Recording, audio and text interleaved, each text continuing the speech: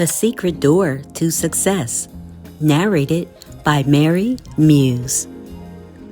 Part 2 of The Collection by Florence Scovel Shinn. The Secret Door to Success. So the people shouted when the priests blew the trumpets, and it came to pass when the people heard the sound of the trumpet, and the people shouted with a great shout, that the wall fell down flat, so that the people went up into the city, every man straight before him, and they took the city. Joshua chapter 6, verse 20. A successful man is always asked, what is the secret of your success? People never ask a man who is a failure, what is the secret of your failure? It is quite easy to see, and they are not interested. People all want to know how to open the secret door of success. For each man there is success, but it seems to be behind a door or wall. In the Bible reading, we have heard the wonderful story of the falling of the walls of Jericho. Of course, all biblical stories have a metaphysical interpretation. We will talk now about your wall of Jericho, the wall separating you from success. Nearly everyone has built a wall around his own Jericho. This city you are not able to enter contains great treasures, your divinely designed success, your heart's desire. What kind of wall have you built around your Jericho? Often, it is a wall of resentment. Resenting someone or resenting a situation shuts off your good.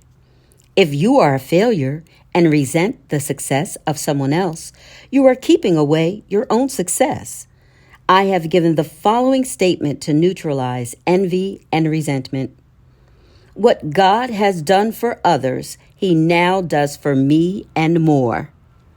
A woman was filled with envy because a friend had received a gift. She made this statement, and an exact duplicate of the gift was given her, plus another present. It was when the children of Israel shouted that the walls of Jericho fell down. When you make an affirmation of truth, your wall of Jericho totters. I gave the following statement to a woman. The walls of lack and delay now crumble away, and I enter my promised land under grace.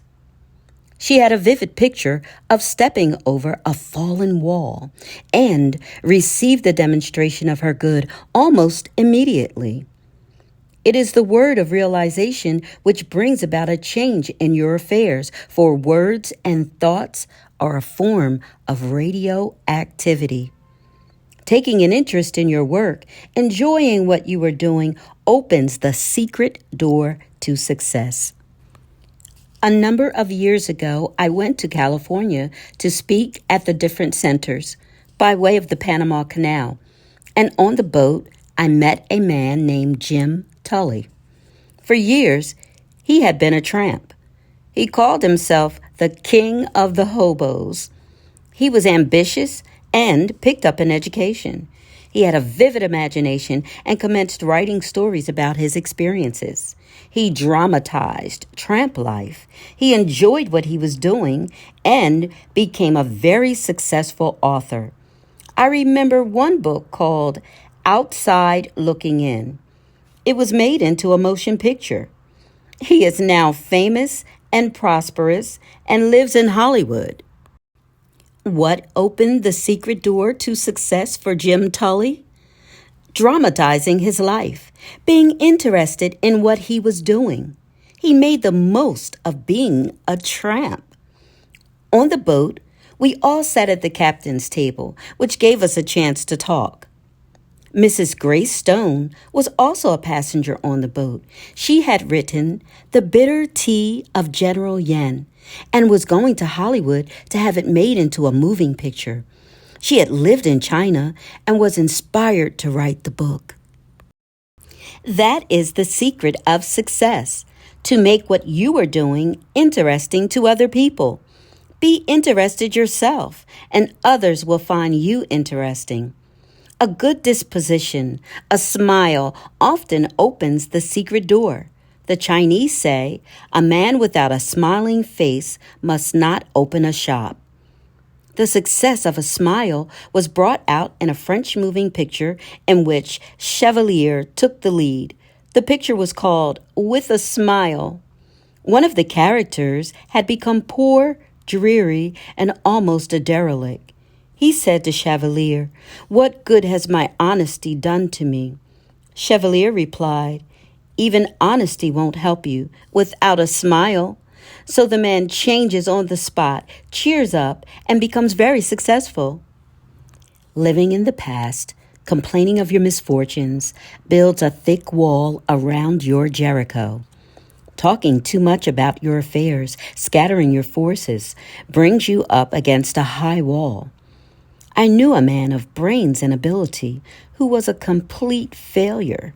He lived with his mother and aunt, and I found that every night when he went home to dinner, he told them all that had taken place during the day at the office. He discussed his hopes, his fears, and his failures. I said to him, "You scatter your forces by talking about your affairs. Don't discuss your business with your family. Silence is golden." He took my lead. During dinner, he refused to talk about business. His mother and aunt were in despair. They loved to hear all about everything, but his silence proved golden. Not long after, he was given a position at $100 a week, and in a few years, he had a salary of $300 a week. Success is not a secret. It is a system. Many people are up against the wall of discouragement. Courage and endurance are part of the system. We read this in lives of all successful men and women. I had an amusing experience which brought this to my notice. I went to a moving picture theater to meet a friend. While waiting, I stood near a young boy selling programs. He called to people passing, "Buy a complete program of the picture containing photographs of the actors and a sketch of their lives." Most people passed by without buying. To my great surprise, he suddenly turned to me and said, "Say, this ain't no racket for a guy with ambition."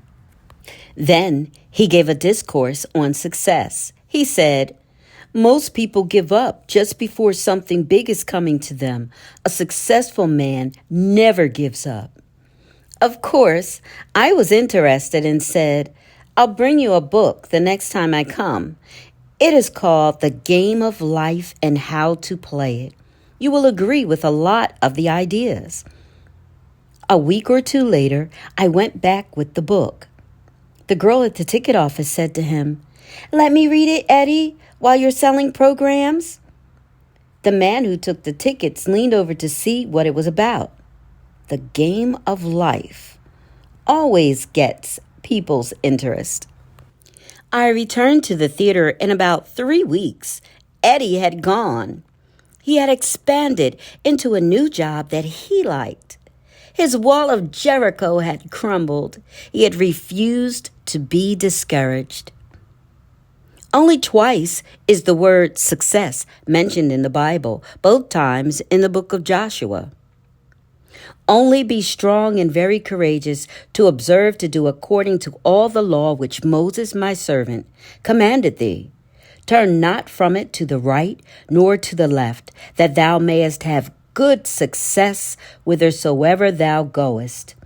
This book of the law shall not depart from thy mouth, but thou shalt meditate therein day and night, that thou mayest observe to do all that is written therein. For then shalt thou make thy way prosperous, and thou shalt have good success. Turn not to the right nor to the left. The road to success is a straight and narrow path. It is a road of loving absorption, of undivided attention. You attract the things you give a great deal of thought to. So, if you give a great deal of thought to lack, you attract lack. If you give a great deal of thought to injustice, you attract more injustice. Joshua said, "And it shall come to pass that when they make a long blast with the ram's horn, and when ye hear the sound of the trumpet, all the people shall shout with a great shout, and the wall of the city shall fall down flat, and the people shall ascend up, every man straight before him." The inner meaning of this story is the power of the word, your word which dissolves obstacles and removes barriers. When the people shouted, the walls fell down. We find in folklore and fairy stories, which come down from legends founded on truth, the same idea. A word opens a door or cleaves a rock. We have it again in the Arabian Nights story, Ali Baba and the 40 Thieves. I saw it made into a moving picture. Ali Baba has a secret hiding place, hidden somewhere behind rocks and mountains. The entrance may only be gained by speaking a secret word. It is "Open Sesame." Ali Baba faces the mountain and cries, "Open Sesame," and the rocks slide apart. It is very inspiring, for it gives you the realization of how your own rocks and barriers will part at the right word. So let us now take the statement. The walls of lack and delay now crumble away, and I enter my promised land under grace. The Secret Door to Success. Written by Florence Scovel Shinn. Bricks without straw. There shall no straw be given you, yet ye shall make bricks without straw. Exodus chapter 5, verse 18. In the 5th chapter of Exodus, we have a picture of everyday life when giving a metaphysical interpretation. The children of Israel were in bondage to Pharaoh, the cruel taskmaster, ruler of Egypt. They were kept in slavery, making bricks, and were hated and despised. Moses had orders from the Lord to deliver his people from bondage. Moses and Aaron went in and told Pharaoh, "Thus saith the Lord God of Israel, let my people go, that they may hold a feast unto me in the wilderness." He not only refused to let them go, but told them he would make their task even more difficult. They must make bricks without straw being provided for them. And the taskmasters of the people went out, and their officers, and they spake to the people, saying, "Thus saith Pharaoh, I will not give you straw. Go ye, get you straw where ye can find it, yet not aught of your work shall be diminished." It was impossible to make bricks without straw. The children of Israel were completely crushed by Pharaoh. They were beaten for not producing the bricks. Then came the message from Jehovah. "Go therefore now and work, for there shall no straw be given you, yet ye shall deliver the tale number of bricks." Working with spiritual law, they could make bricks without straw, which means to accomplish the seemingly impossible. How often in life people are confronted with this situation. Agnes M. Lawson, in her Hints to Bible Students, says, "The life in Egypt under foreign oppression is the symbol of man under the hard taskmasters of destructive thinking, pride, fear, resentment, ill will, etc. The deliverance under Moses is the freedom man gains from the taskmasters as he learns the law of life, for we can never come under grace except we first know the law. The law must be made known in order to be fulfilled. In the 111th Psalm, we read in the final verse, "The fear of the Lord, law, is the beginning of wisdom." A good understanding have all they that do his commandments. His praise endureth forever. Now, if we read the word Lord, law, it will give us the key to the statement. The fear of the law, karmic law, is the beginning of wisdom, not the fear of the Lord. When we know that whatever we send out comes back, we begin to be afraid of our own boomerangs. I read in a medical journal the following facts telling of the boomerang this great pharaoh received. It would appear that flesh is indeed heir to a long and ancient line of ills when, as was revealed by Lord Manahan at a lecture at Leeds, that the pharaoh of the oppression suffered from hardening of the heart in a literal sense. Lord Manahan showed some remarkable photographic slides of results of surgical operations 1,000 years before Christ. And among these was a slide of the actual anatomical remains of the Pharaoh of the oppression. The large vessel springing from the heart was in such a well-preserved state as to enable sections of it to be made and compared with those made recently from the lantern slide. It was impossible to distinguish between the ancient and modern vessel. Both hearts had been attacked by atheroma, a condition which calcium salts are deposited in the walls of the vessel, making it rigid and inelastic. Inadequate expanse to the stream of blood from the heart caused the vessel to give way. With this condition went the mental changes that occur with a rigid arterial system.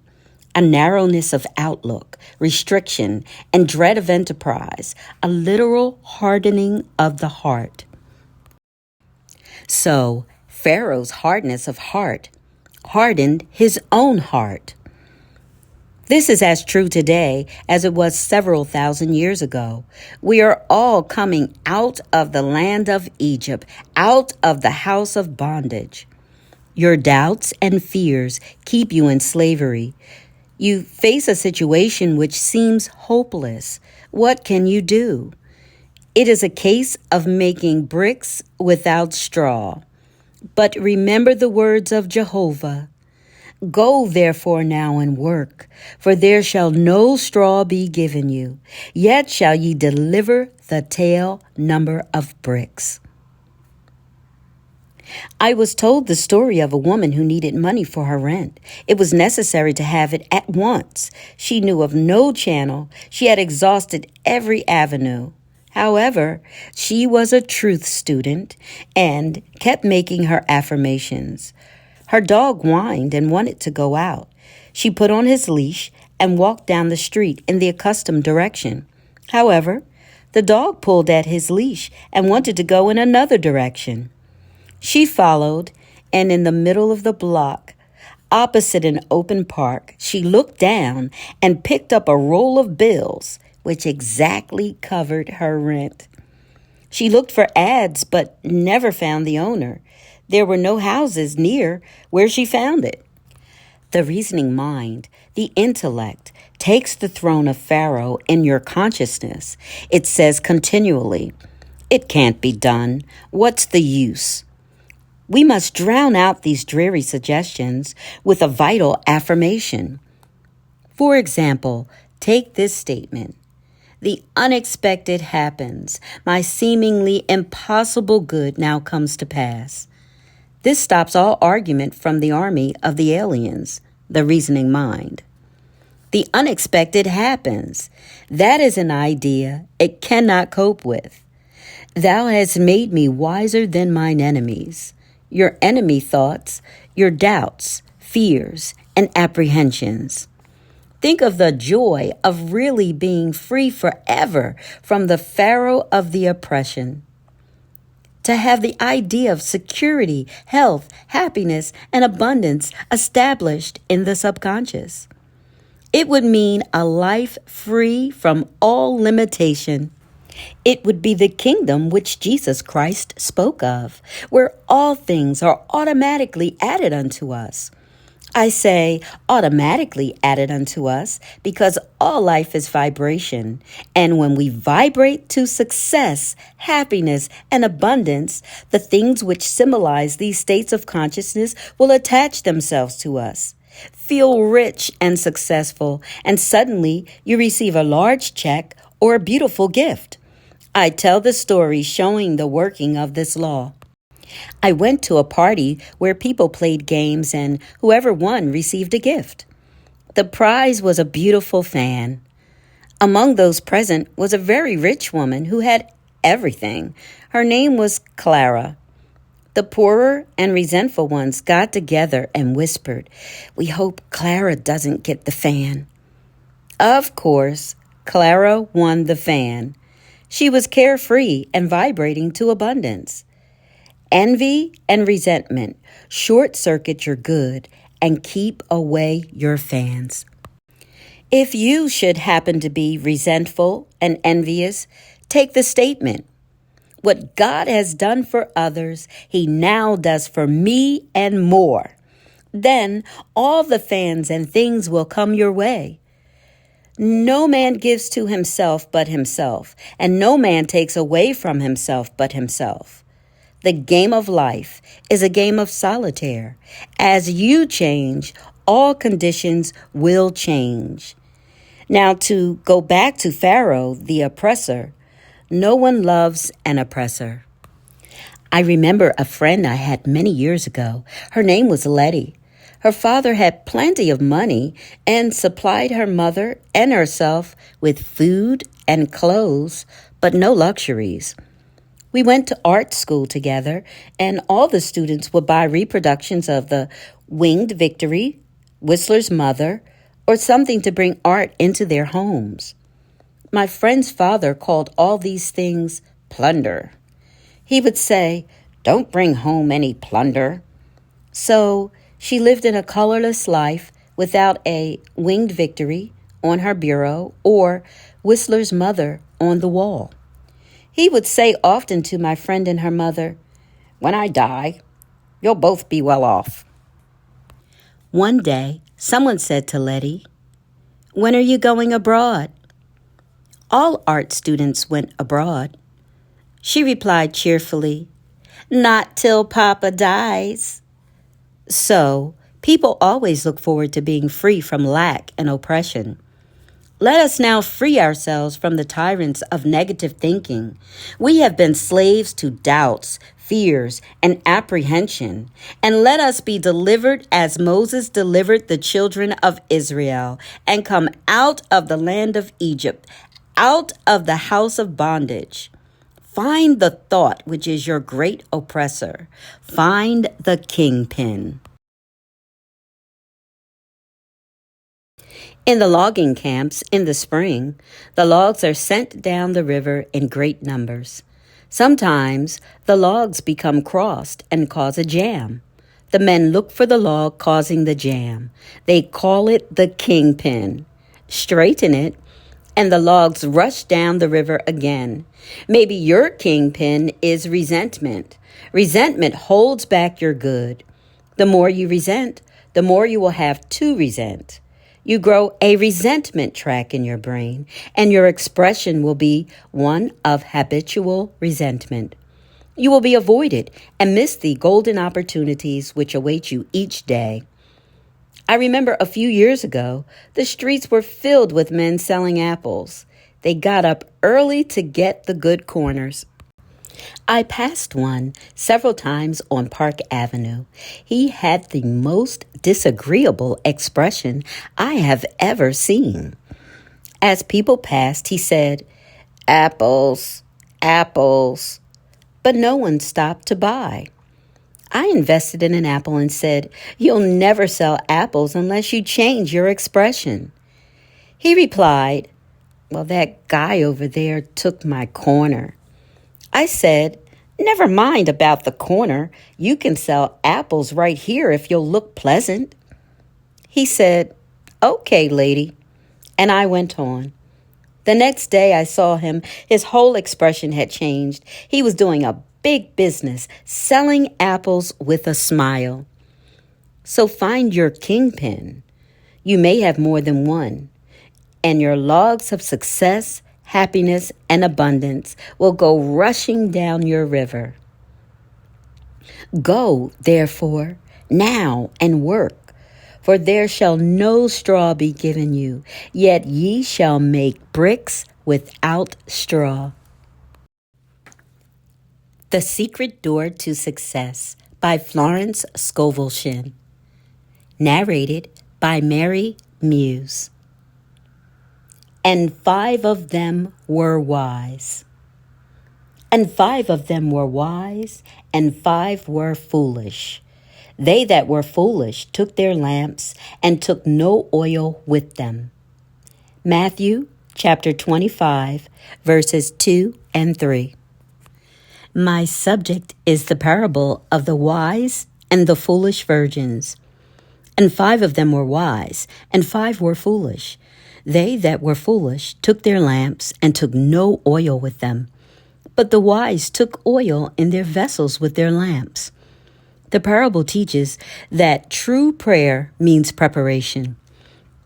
Jesus Christ said, "And all things, whatsoever ye ask in prayer, believing, ye shall receive." Matthew chapter 21, verse 22.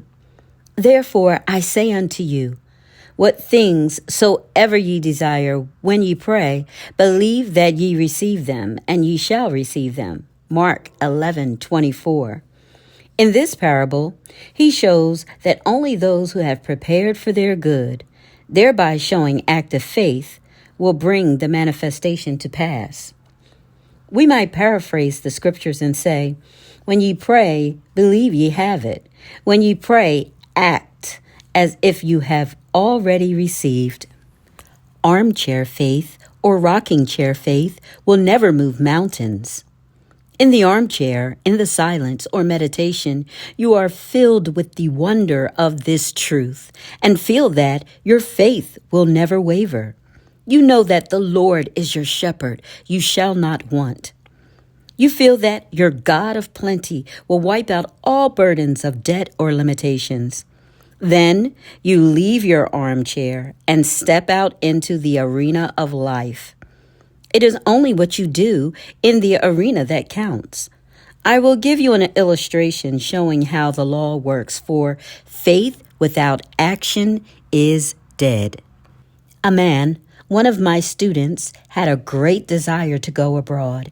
He took the statement, "I give thanks for my divinely designed trip, divinely financed under grace in a perfect way." He had very little money, but knowing the law of preparation, he bought a trunk. It was a very gay and happy trunk with a big red band around its waist. Whenever he looked at it, it gave him a realization of a trip. One day, he seemed to feel his room moving. He felt the motion of a ship. He went to the window to breathe the fresh air, and it smelt like the aroma of the docks. With his inner ear, he heard the shriek of a seagull and the creaking of the gangplank.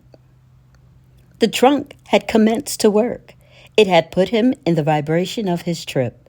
Soon after that, a large sum of money came to him, and he took the trip. He said afterwards that it was perfect in every detail. In the arena of life, we must keep ourselves tuned up to concert pitch. Are we acting from motives of fear or faith? Watch your motives with all diligence, for out of them are the issues of life. If your problem is a financial one, and it usually is, you must know how to wind yourself up financially and keep wound up by always acting your faith. The material attitude towards money is to trust in your salary, your income, and investments, which can shrink overnight. The spiritual attitude toward money is to trust in God for your supply. To keep your possessions, always realize that they are God in manifestation. What Allah has given cannot be diminished. Then if one door shuts, another door immediately opens. Never voice lack or limitation, for By your words you are condemned. You combine with what you notice, and if you are always noticing failure and hard times, you will combine with failure and hard times. You must form the habit of living in the fourth dimension, the world of the wondrous. It is the world where you do not judge by appearances. You have trained your inner eye to see through failure, into success, to see through sickness, into health, to see through limitation, into plenty. I will give you the land which your inner eye sees.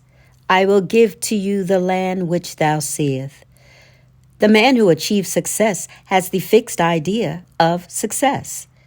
If it is founded on a rock of truth and rightness, it will stand. If not, it is built upon sand and washed into the sea, returning to its native nothingness. Only divine ideas can endure. Evil destroys itself, for it is a crossed current against universal order, and the way of the transgressor is hard. They that were foolish took their lamps and took no oil with them, but the wise took oil in their vessels with their lamps. The lamp symbolizes man's consciousness. The oil is what brings light or understanding. While the bridegroom tarried, they all slumbered and slept. And at midnight there was a cry made, Behold, the bridegroom cometh. Go ye out to meet him. Then all those virgins arose and trimmed their lamps. And the foolish said unto the wise, Give us your oil, for our lamps are gone out. The foolish virgins were without wisdom or understanding, which is oil for the consciousness. And when they were confronted with a serious situation, they had no way of handling it. And when they said to the wise, Give us your oil, the wise answered, saying, Not so, lest there be not enough for us and you. But go ye rather to them that sell, and buy for yourselves. That means that the foolish virgins could not receive more than was in their consciousness or what they were vibrating to. The man received the trip because it was in his consciousness as a reality. He believed that he had already received. As he prepared for the trip, he was taking oil for his lamps. With realization comes manifestation. The law of preparation works both ways. If you prepare for what you fear or don't want, you begin to attract it. David said, The thing I feared has come upon me. We hear people say, I must put away money in case of illness. They are deliberately preparing to be ill, or I'm saving for a rainy day. The rainy day is sure to come at a most inconvenient time. The divine idea for every man is plenty. Your barns should be full and your cup should flow over, but we must learn to ask aright. For example, take this statement. I call on the law of accumulation. My supply comes from God and now pours in and piles up under grace. This statement does not give any picture of stint or saving or sickness. It gives a fourth dimensional feeling of abundance, leaving the channels to infinite intelligence. Every day you must make a choice. Will you be wise or foolish? Will you prepare for your good? Will you take the giant swing into faith, or serve doubt and fear and bring no oil for your lamps? And while they went to buy, the bridegroom came, and they that were ready went in with him to the marriage, and the door was shut. Afterward came also the other virgins, saying, Lord, Lord, open to us. But he answered and said, Verily I say unto you, I know you not. You may feel that the foolish virgins paid very dearly for neglecting to bring oil for their lamps, but we are dealing with the law of karma, or the law of comeback. It has been called the Judgment Day, which people usually associate with the end of the world. Your judgment day comes, they say, in sevens, 7 hours, 7 days, 7 weeks, 7 months, or 7 years. It might even come in 7 minutes. Then you pay some karmic debt, the price for having violated spiritual law. You failed to trust God. You took no oil for your lamps. Every day, examine your consciousness and see just what you are preparing for. You are fearful of lack and hang on to every cent, thereby attracting more lack. Use what you have with wisdom, and it opens the way for more to come to you. In my book, Your Word is Your Wand, I tell about the magic purse. In the Arabian Nights, they tell the story of a man who had a magic purse. As money went out, immediately money appeared in it again. So I made the statement, my supply comes from God. I have the magic purse of the Spirit. It can never be depleted. As money goes out, immediately money comes in. It is always crammed, jammed with abundance, under grace in perfect ways. This brings a vivid picture to mind. You are drawing on the bank of the imagination. A woman who did not have much money was afraid to pay any bills and see her bank account dwindle. It came to her with great conviction. I have the magic purse of the Spirit. It can never be depleted. As money goes out, immediately money comes in. She fearlessly paid her bills, and several large checks came to her that she did not expect. Watch and pray lest she enter into temptation of preparing for something destructive instead of something constructive. I knew a woman who told me she always kept a long crepe veil handy in case of funerals. I said to her, you are a menace to your relatives and are preparing to hurry them all off so that you can wear the veil. She destroyed it. Another woman who had no money decided to send her 2 daughters to college. Her husband scorned the idea and said, who will pay their tuition? I have no money for it. She replied, I know some unforeseen good will come to us. She kept on preparing her daughters for college. Her husband laughed heartily and told all their friends that his wife was sending the girls to college on some unforeseen good. A rich relative suddenly sent her a large sum of money. Some unforeseen good did arrive, for she had shown active faith. I asked what she had said to her husband when the check arrived. She replied, oh, I never antagonized George by telling him I am in the right. So, prepare for your unforeseen good. Let every thought and every act express your unwavering faith. Every event in your life is a crystallized idea, something you have invited through either fear or faith, something you have prepared for. So let us be wise and bring oil for our lamps, and when we least expect it, we shall reap the fruits of our faith. My lamps are now filled with the oil of faith and fulfillment. The Secret Door to Success by Florence Scovel Shinn, narrated by Mary Muse. What do you expect? According to your faith, be it unto you. Matthew chapter 9, verse 29. Faith is expectancy. According to your faith, be it unto you. We might say, according to your expectancies, be it done unto you. So, what are you expecting? We hear people say, we expect the worst to happen, or the worst is yet to come. They are deliberately inviting the worst to come. We hear others say, I expect a change for the better. They are inviting better conditions into their lives. Change your expectancies and you change your conditions.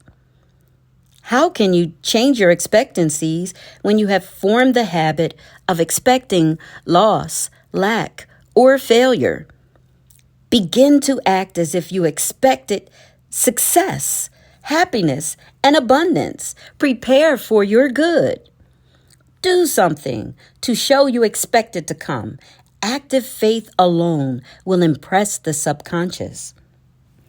If you have spoken the word for a home, prepare for it immediately, as if you hadn't a moment to lose. Collect little ornaments, tablecloths, etc., etc. I knew a woman who made the giant swing into faith by buying a large armchair. A chair meant business.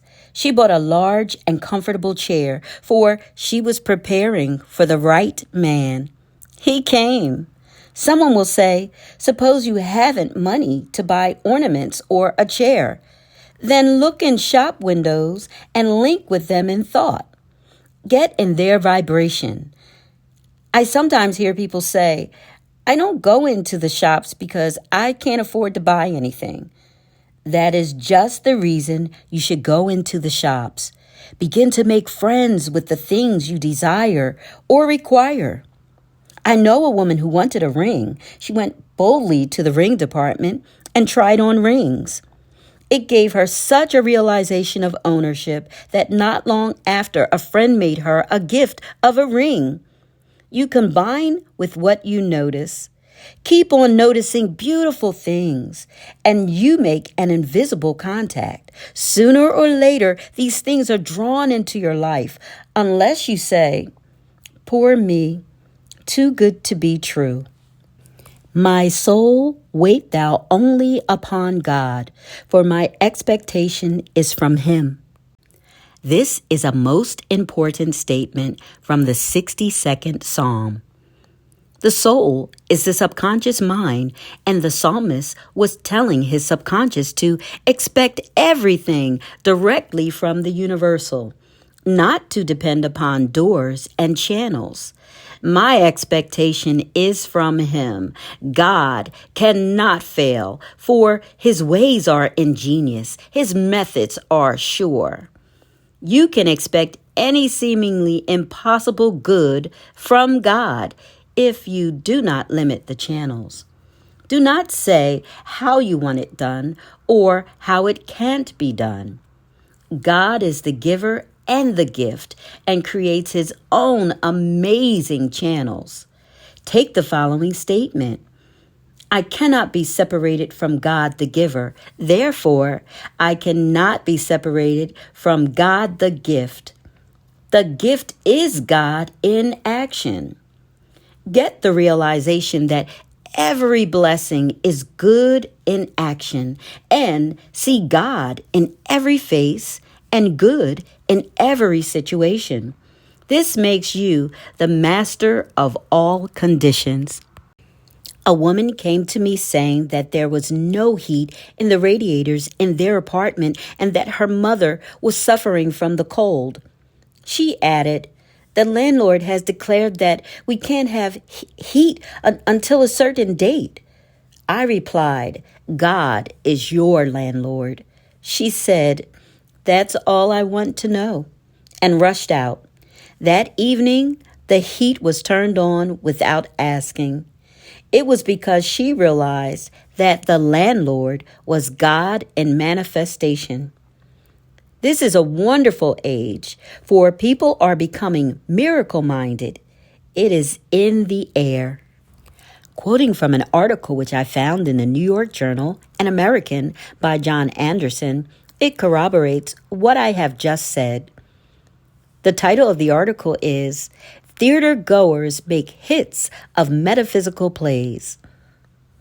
If, said a cynical manager who shall be called Brock Pemberton, with a slight accent of sarcasm in his voice the other night on an intermission curbside talk, you fellas, meaning the critics, know so much about what the New York public wants. Why don't you tell me what to produce? Why don't you run me into business instead of out of it? Why don't you tell me what sort of plays the playgoers want to see? I would, I said, but you wouldn't believe it.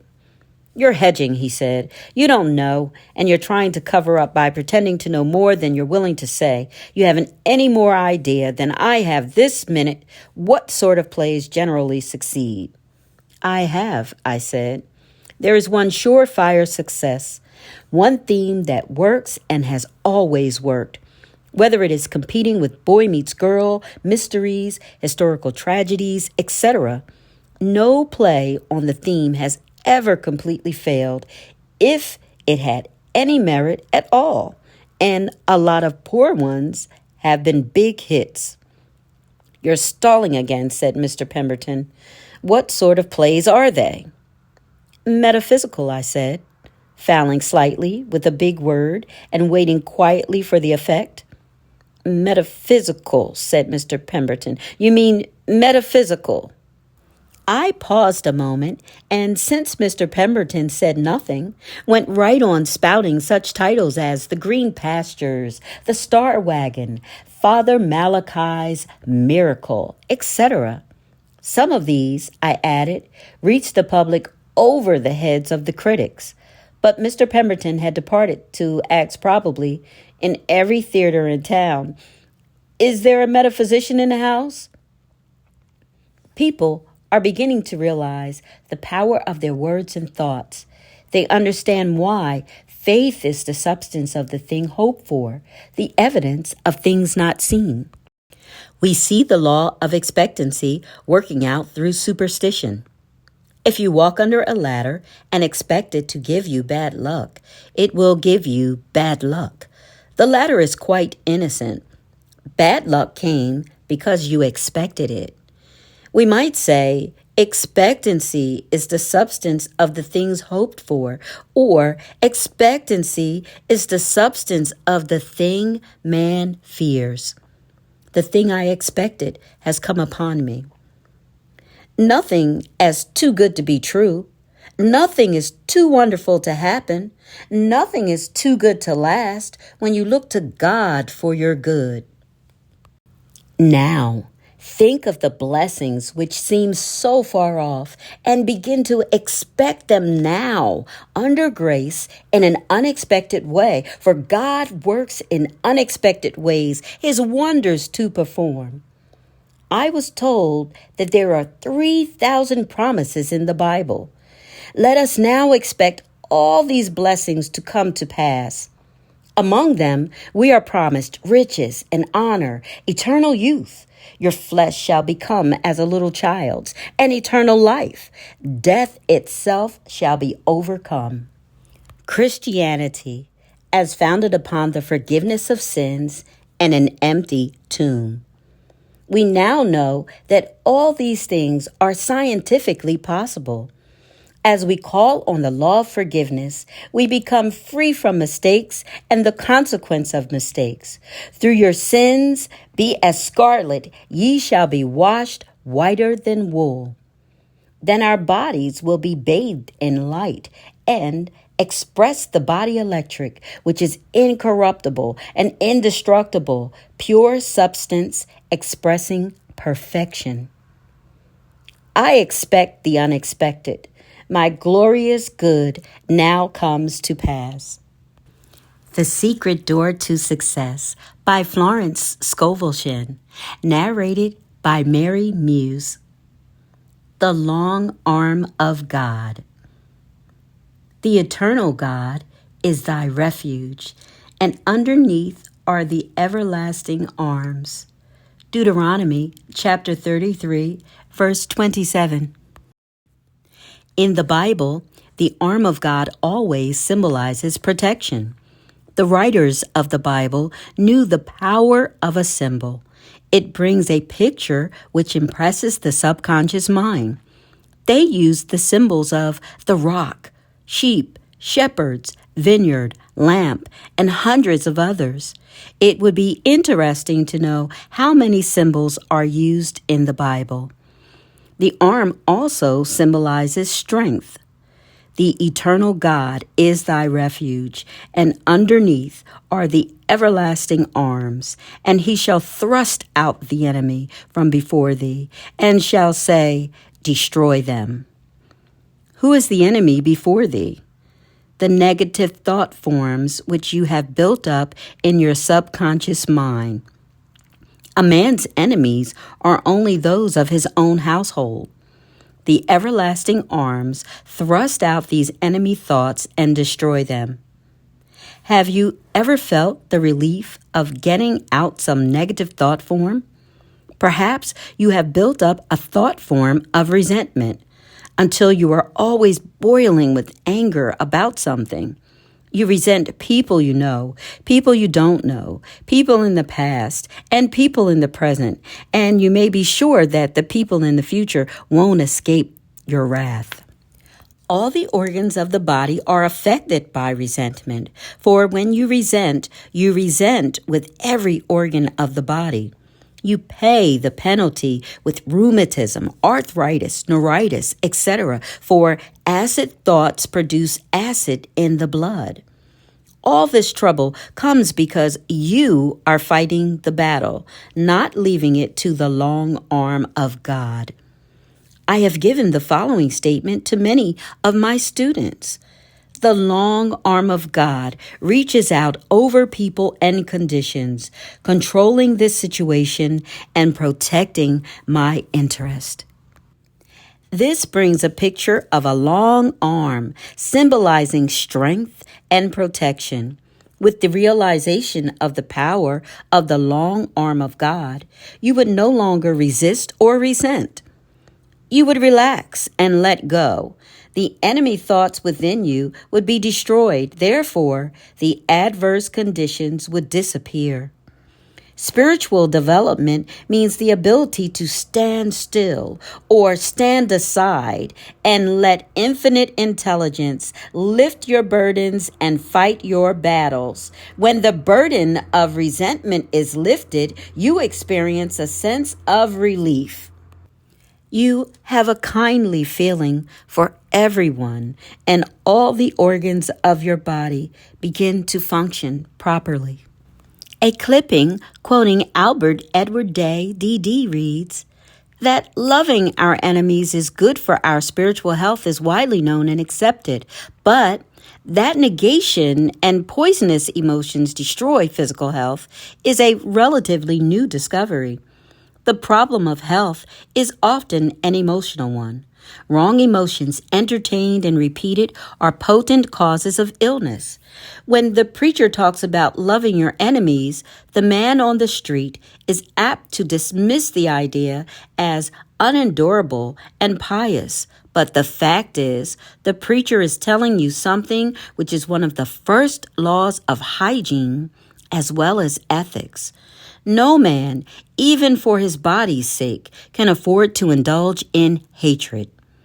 It is like repeated doses of poison. When you are urged to get rid of fear, you are not listening to a moonstruck idealist. Rather, you are hearing counsel that is as significant for health as advice about diet. We hear so much about a balanced diet, but without a balanced mind, you can't digest what you hear, calories or no calories. Non-resistance is an art. When acquired, the world is yours. So many people are trying to force situations. Your lasting good will never come through forcing personal will. Flee from the things which flee from thee. Seek nothing. Fortune seeketh thee. Behold his shadow on the floor.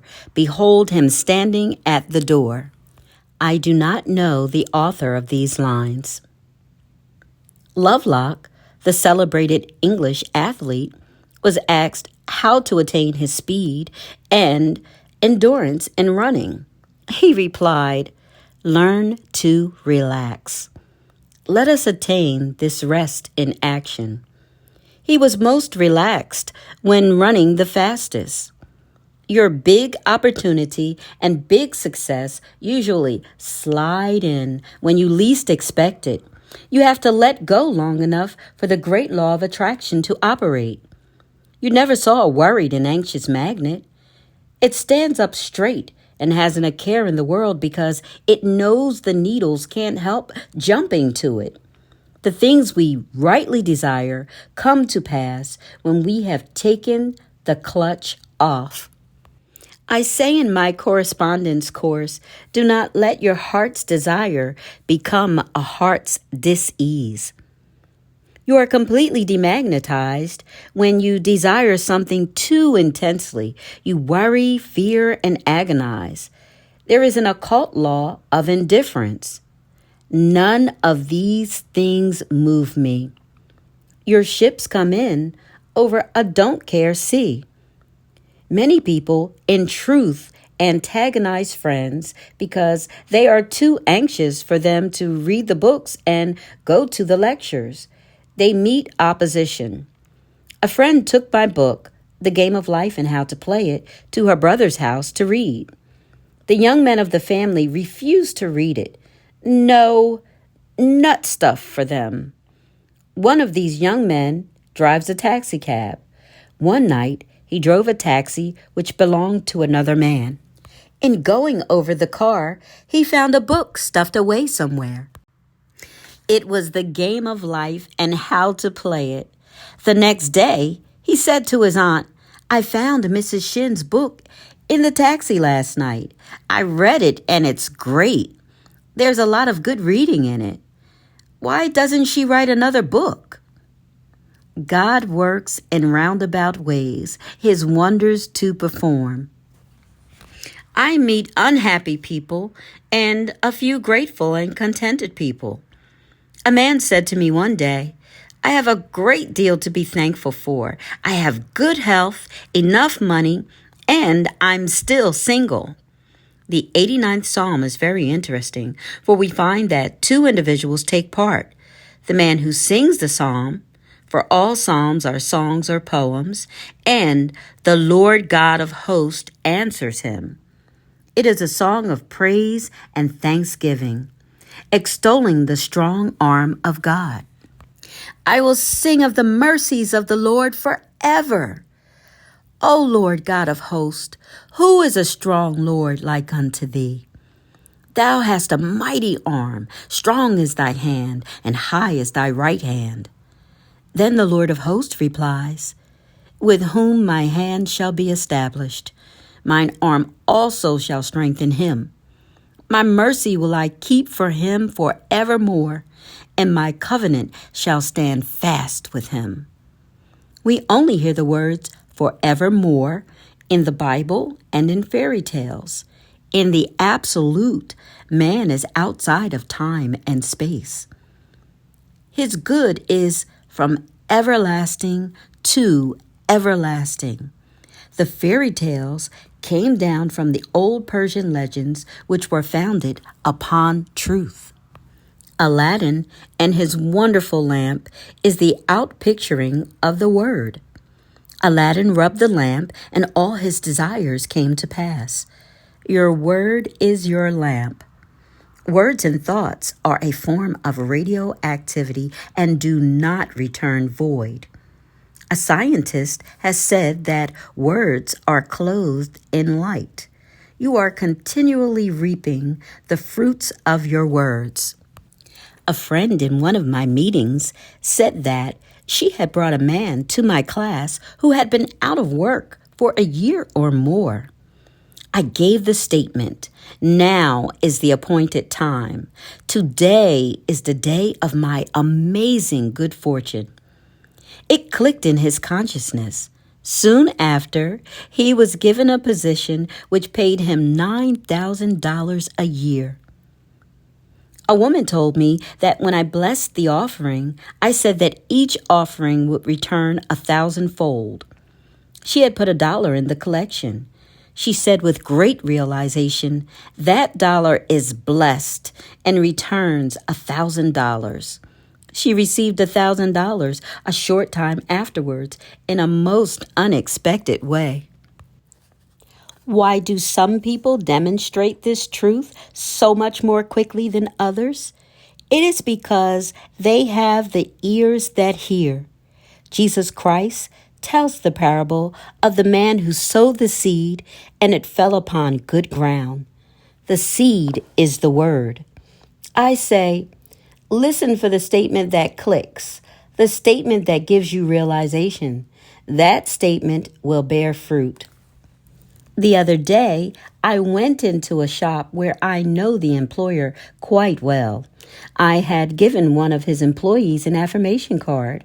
I said to him jokingly, I wouldn't waste an affirmation card on you. You wouldn't use it. He replied, oh, sure, give me one. I'll use it. The following week, I gave him a card.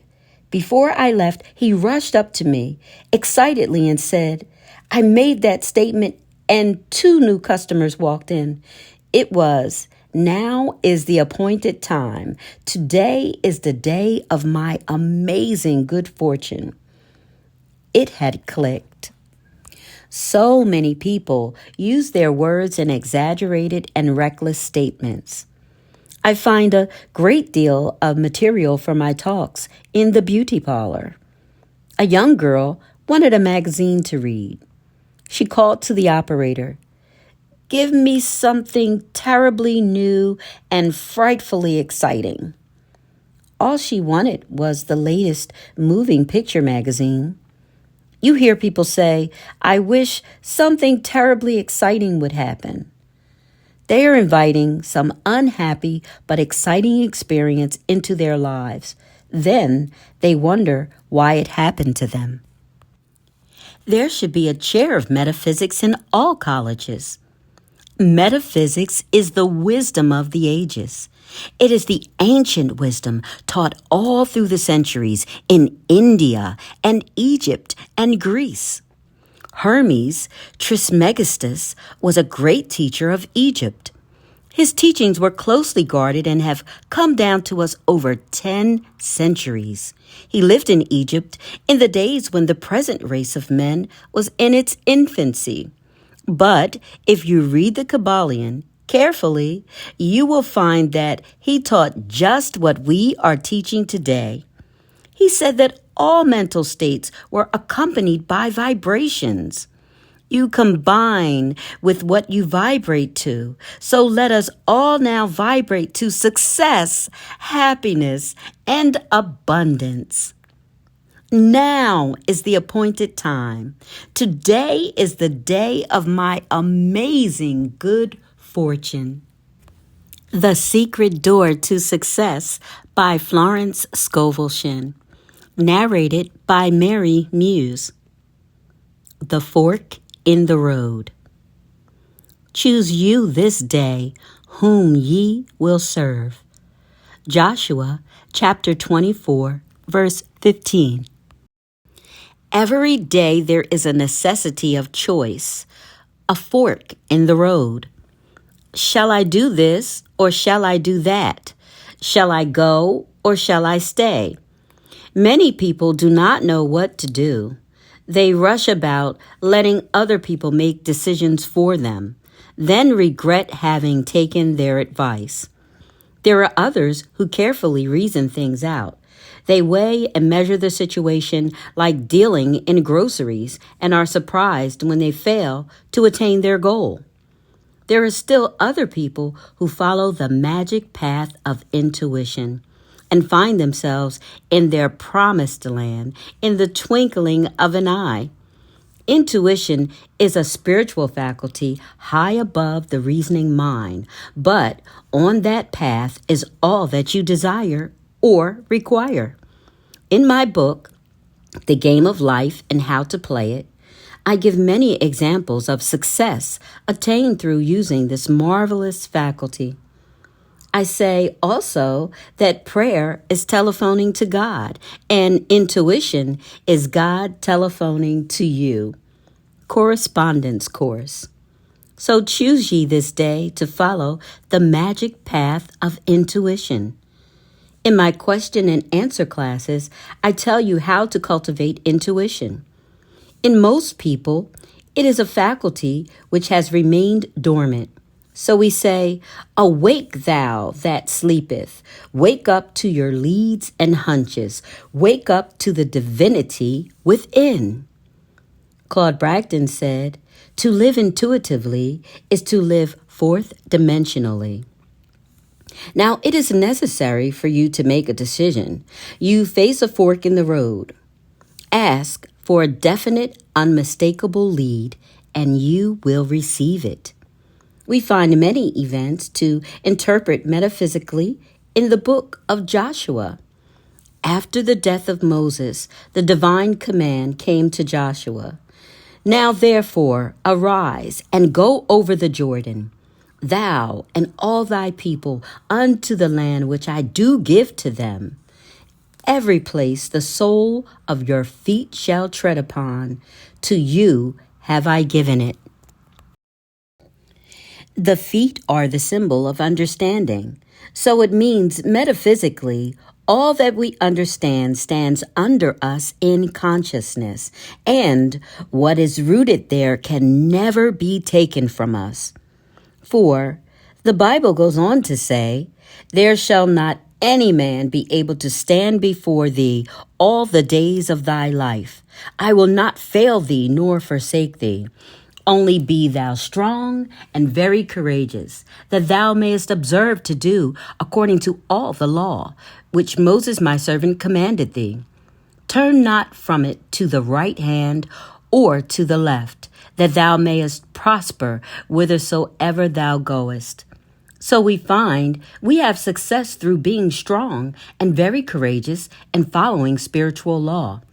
We are back again to the fork in the road, the necessity of choice. Choose you this day whom ye will serve, the intellect or divine guidance. A well-known man who has become a great power in the financial world said to a friend, I always follow intuition, and I am luck incarnate. Inspiration, which is divine guidance, is the most important thing in life. People come to truth meetings for inspiration. I find the right word will start divine activity operating in their affairs. A woman came to me with a complication of affairs. I said to her, let God juggle the situation. It clicked. She took the affirmation. I now let God juggle this situation. Almost immediately, she rented a house which had been vacant for a long time. Let God juggle every situation, for when you try to juggle the situation, you drop all the balls. In my question and answer classes, I would be asked, how do you let God juggle a situation, and what do you mean when you say I should not juggle it? You juggle it with intellect. The intellect would say, times are hard, no activity in real estate, don't expect anything until the fall of 1958. With spiritual law, there is only the now. Before you call, you are answered, for time and space are but a dream, and your blessing is there waiting for you to release it by faith and the word. Choose you this day whom ye will serve, fear or faith. In every act prompted by fear lies the germ of its own defeat. It takes much strength and courage to trust God.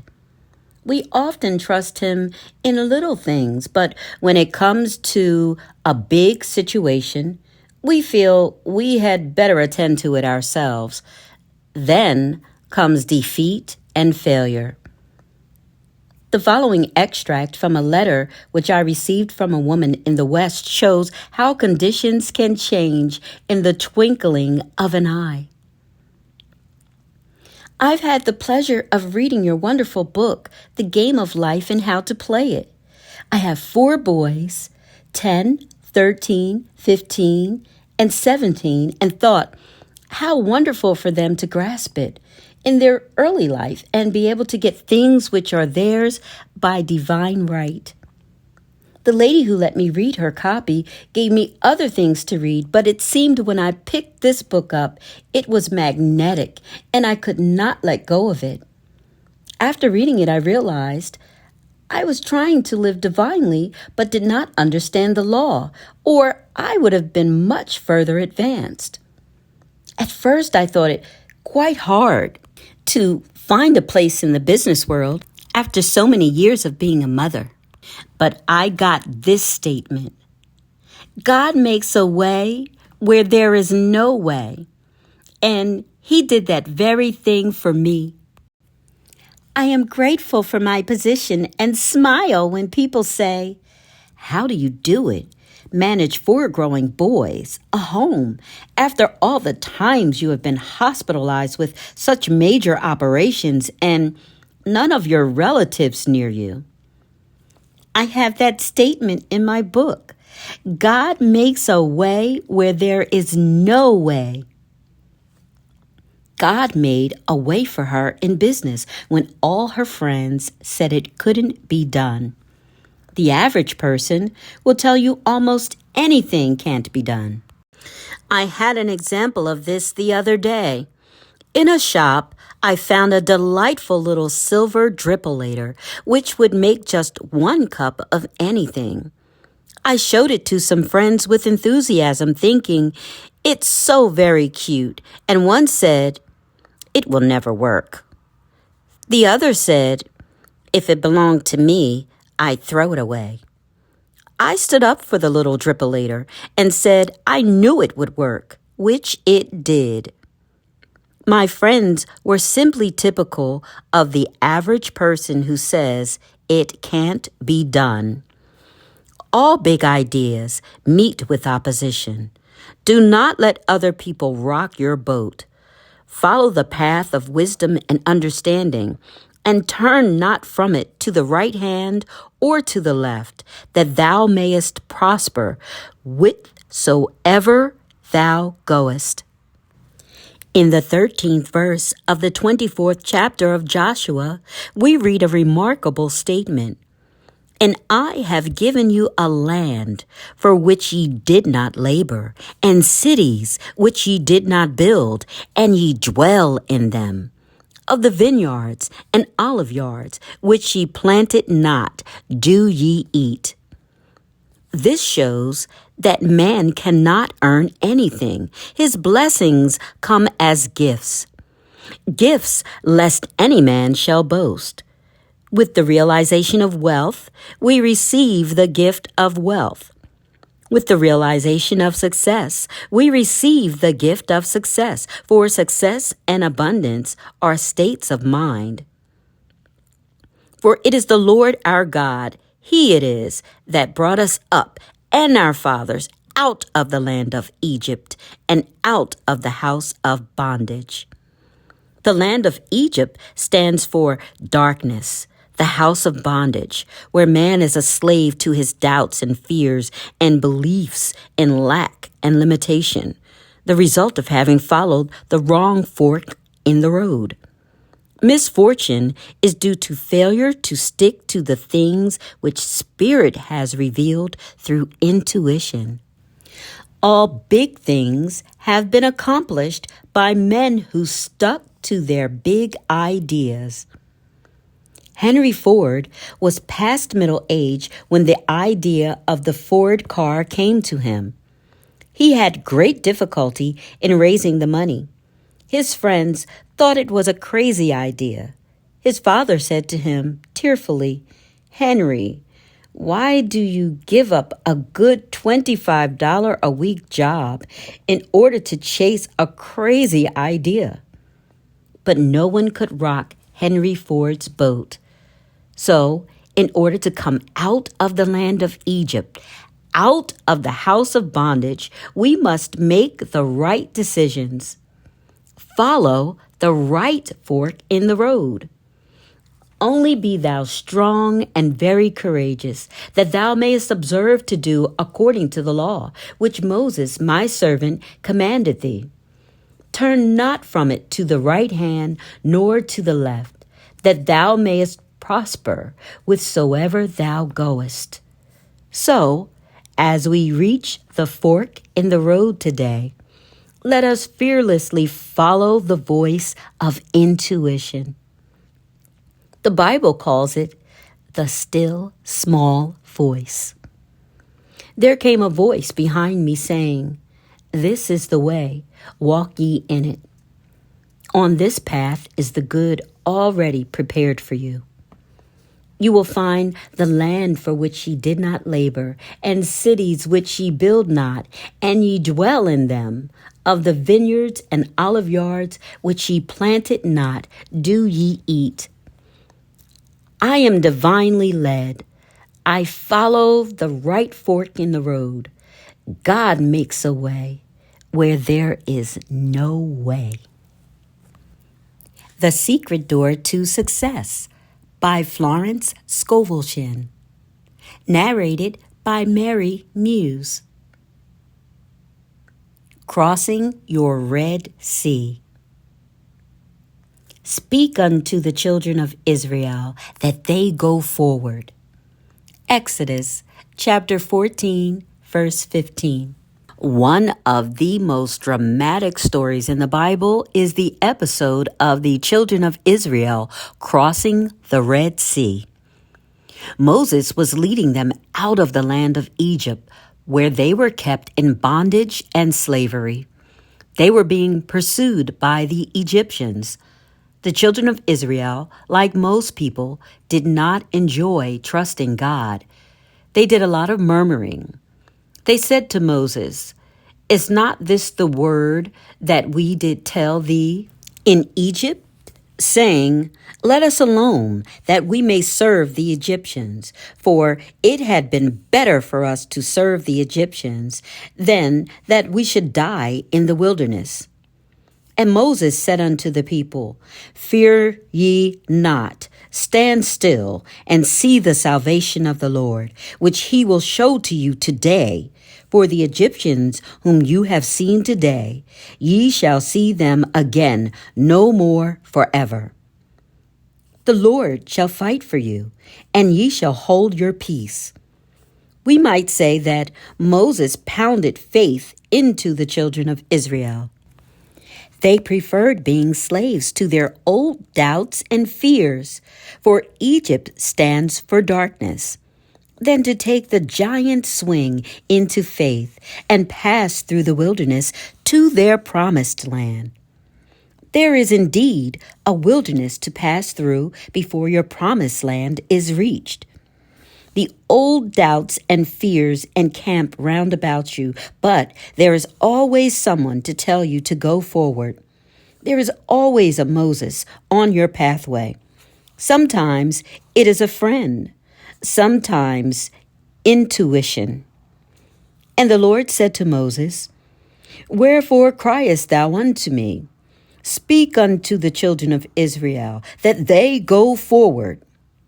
But lift thou up thy rod, and stretch out thine hand over the sea, and divide it. And the children of Israel shall go on dry ground through the midst of the sea." And Moses stretched out his hand over the sea, and the Lord caused the sea to go back by a strong east wind all that night, and made the sea dry land, and the waters were divided. And the children of Israel went into the midst of the sea upon the dry ground, and the waters were a wall unto them on their right hand and on their left. And the Egyptians pursued and went in after them to the midst of the sea, even all Pharaoh's horses, his chariots, and his horsemen. And the Lord said unto Moses, "Stretch out thine hand over the sea, that the waters may come again upon the Egyptians, upon their chariots, and upon their horsemen." And Moses stretched forth his hand over the sea, and the sea returned, and the Egyptians fled against it, and the Lord overthrew the Egyptians in the midst of the sea. And the waters returned and covered the chariots and the horsemen and all the host of Pharaoh that came into sea after them. There remained not so much as one of them. Now remember, the Bible is talking about the individual. It is talking about your wilderness, your Red Sea, and your promised land. Each one of you has a promised land, a heart's desire, but you have been so enslaved by the Egyptians, your negative thoughts, it seems very far away and too good to be true. You consider trusting God a very risky proposition. The wilderness might prove worse than the Egyptians. And how do you know your promised land really exists? The reasoning mind will always back up the Egyptians, but sooner or later, something says, go forward. It is usually circumstances. You are driven to it. I give the example of a student. She is a very marvelous pianist and had a great success abroad. She came back with a book full of press clippings and a happy heart. A relative took an interest in her and said she would back her financially for a concert tour. They chose a manager who took charge of the expenses and attended to her bookings. After a concert or two, there were no more funds. The manager had taken them. My friend was left stranded, desolate, and disappointed. This was about the time that she came to me. She hated the man, and it was making her ill. She had very little money and could afford only a cheerless room where her hands were often too cold to practice. She was indeed in bondage to the Egyptians, hate, resentment, lack, and limitation. Someone brought her to one of my meetings, and she spoke to me and told her story. I said, in the first place, you must stop hating that man. When you are able to forgive him, your success will come back to you. You are taking your initiation in forgiveness. It seemed a pretty big order, but she tried and came regularly to all my meetings. In the meantime, the relative had started a suit to recover the money. Time went on, and it never came to court. My friend had a call to go to California. She was no longer disturbed by the situation and had forgiven the man. Suddenly, after about 4 years, she was notified that the case had come to court. She called me upon her arrival in New York and asked me to speak the word for rightness and justice.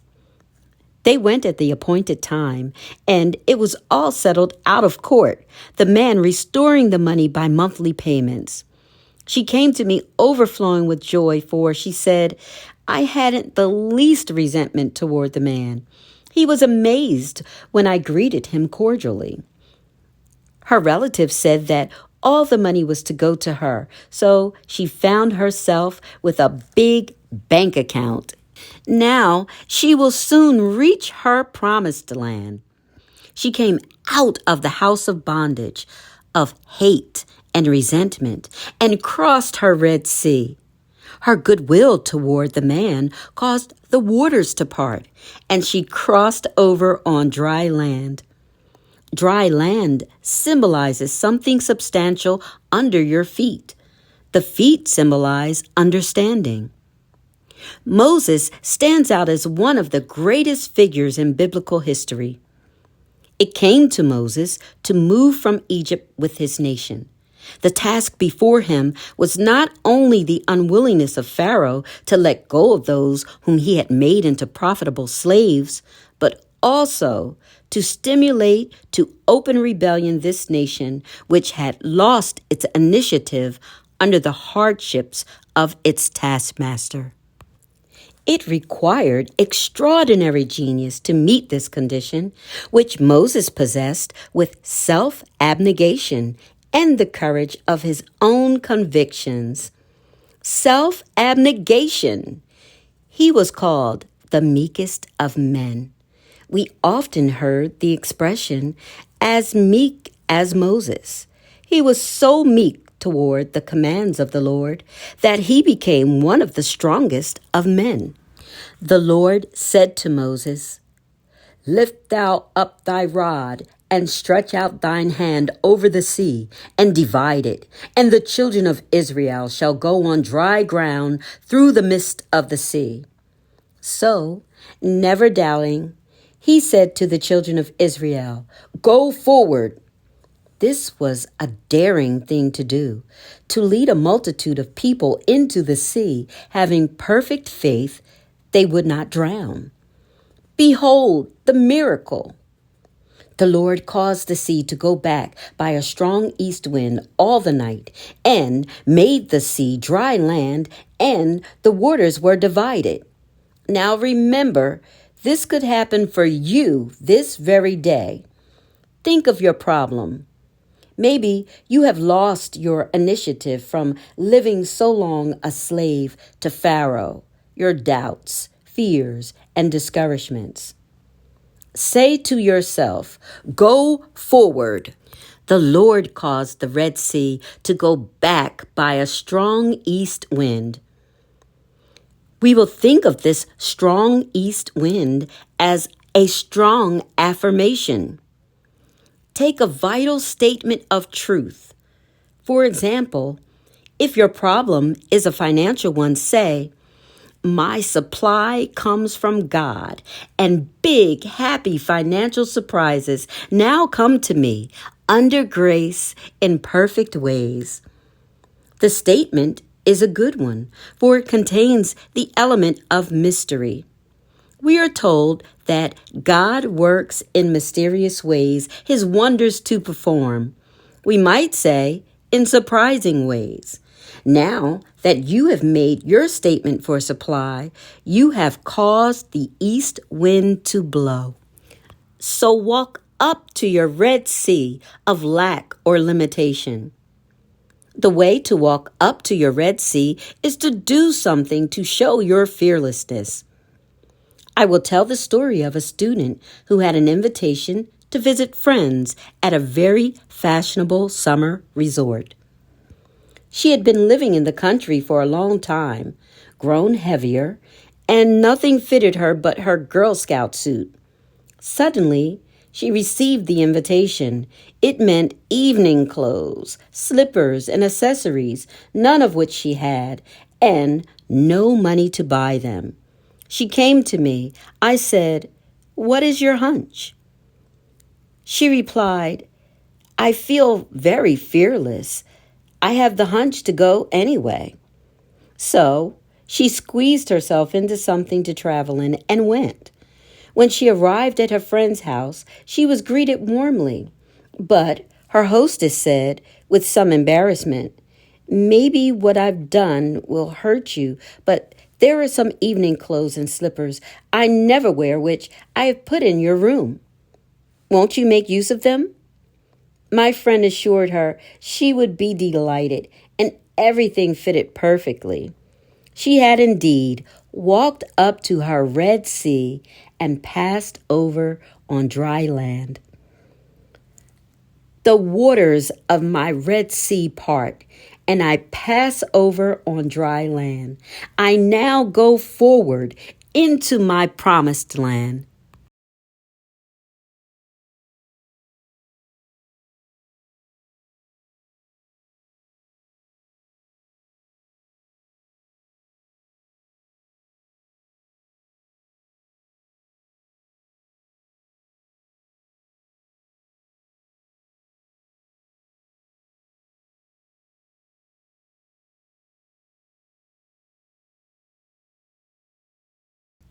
We must all have a watchman at the gate of our thoughts.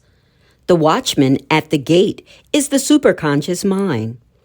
We have the power to choose our thoughts. Since we have lived in the race thought for thousands of years, it seems almost impossible to control them. They rush through our minds like stampeding cattle or sheep. But a single sheepdog can control the frightened sheep and guide them into the sheep pen. I saw a picture in the newsreels of a sheep herd dog controlling the sheep. He had rounded up all but 3. These 3 resisted and resented.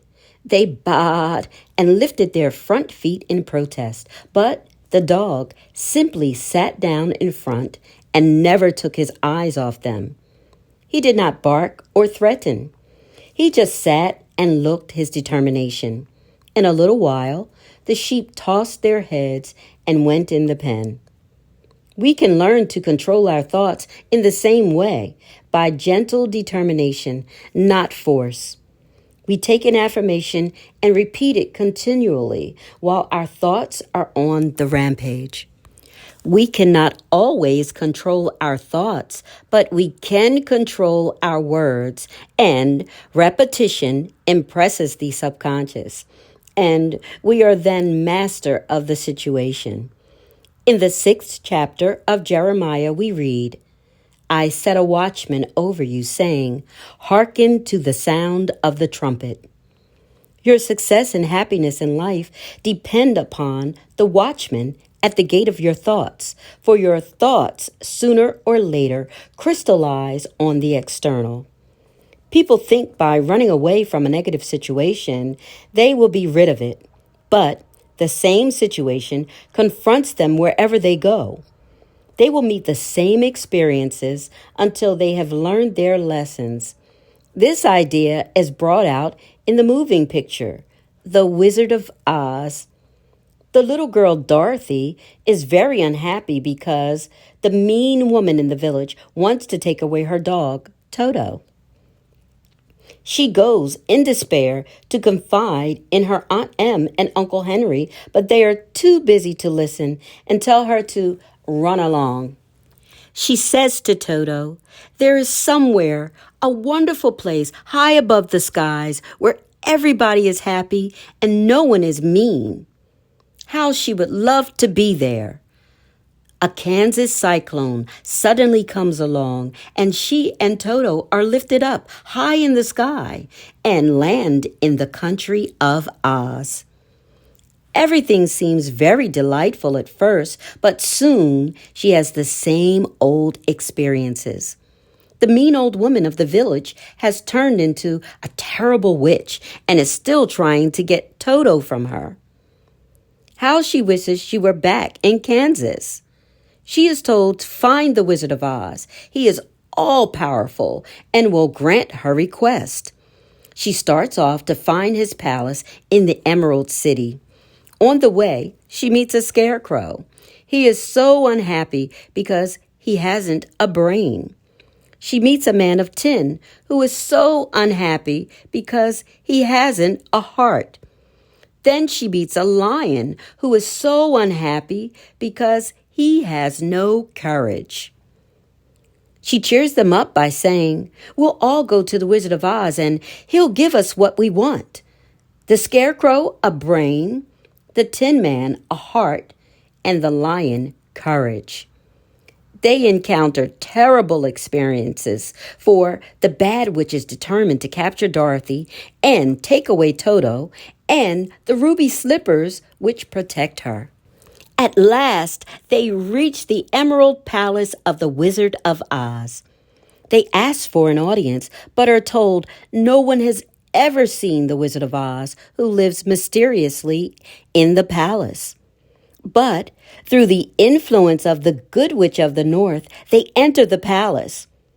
There, they discovered that the wizard is just a fake magician from Dorothy's hometown in Kansas.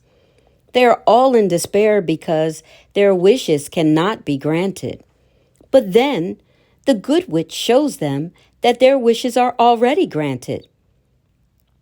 The scarecrow has developed a brain by having to decide what to do in the experiences he has encountered.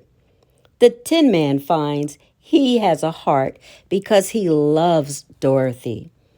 And the lion has become courageous because he had to show courage in his many adventures. The Good Witch from the North says to Dorothy, "What have you learned from your experiences?" And Dorothy replies, "I have learned that my heart's desire is in my own home and in my own front yard." So, the Good Witch waves her wand and Dorothy is at home again. She wakes up and finds that the Scarecrow, the Tin Man, and the Lion are the men who work on her uncle's farm. They are so glad to have her back. The story teaches that if you run away, your problems will run after you. Be undisturbed by a situation, and it will fall away of its own weight. There is an occult law of indifference. None of these things moves me. None of these things disturbs me, we might say in modern language. When you can no longer be disturbed, all disturbances will disappear from the external. When your eyes have seen your teachers disappear. I set watchmen over you, saying, "Hearken to the sound of the trumpet."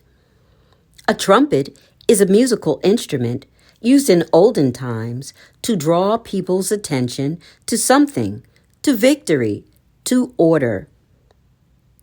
You will form the habit of giving attention to every thought and word when you realize their importance. The imagination, the scissors of the mind, is constantly cutting out the events to come into your life.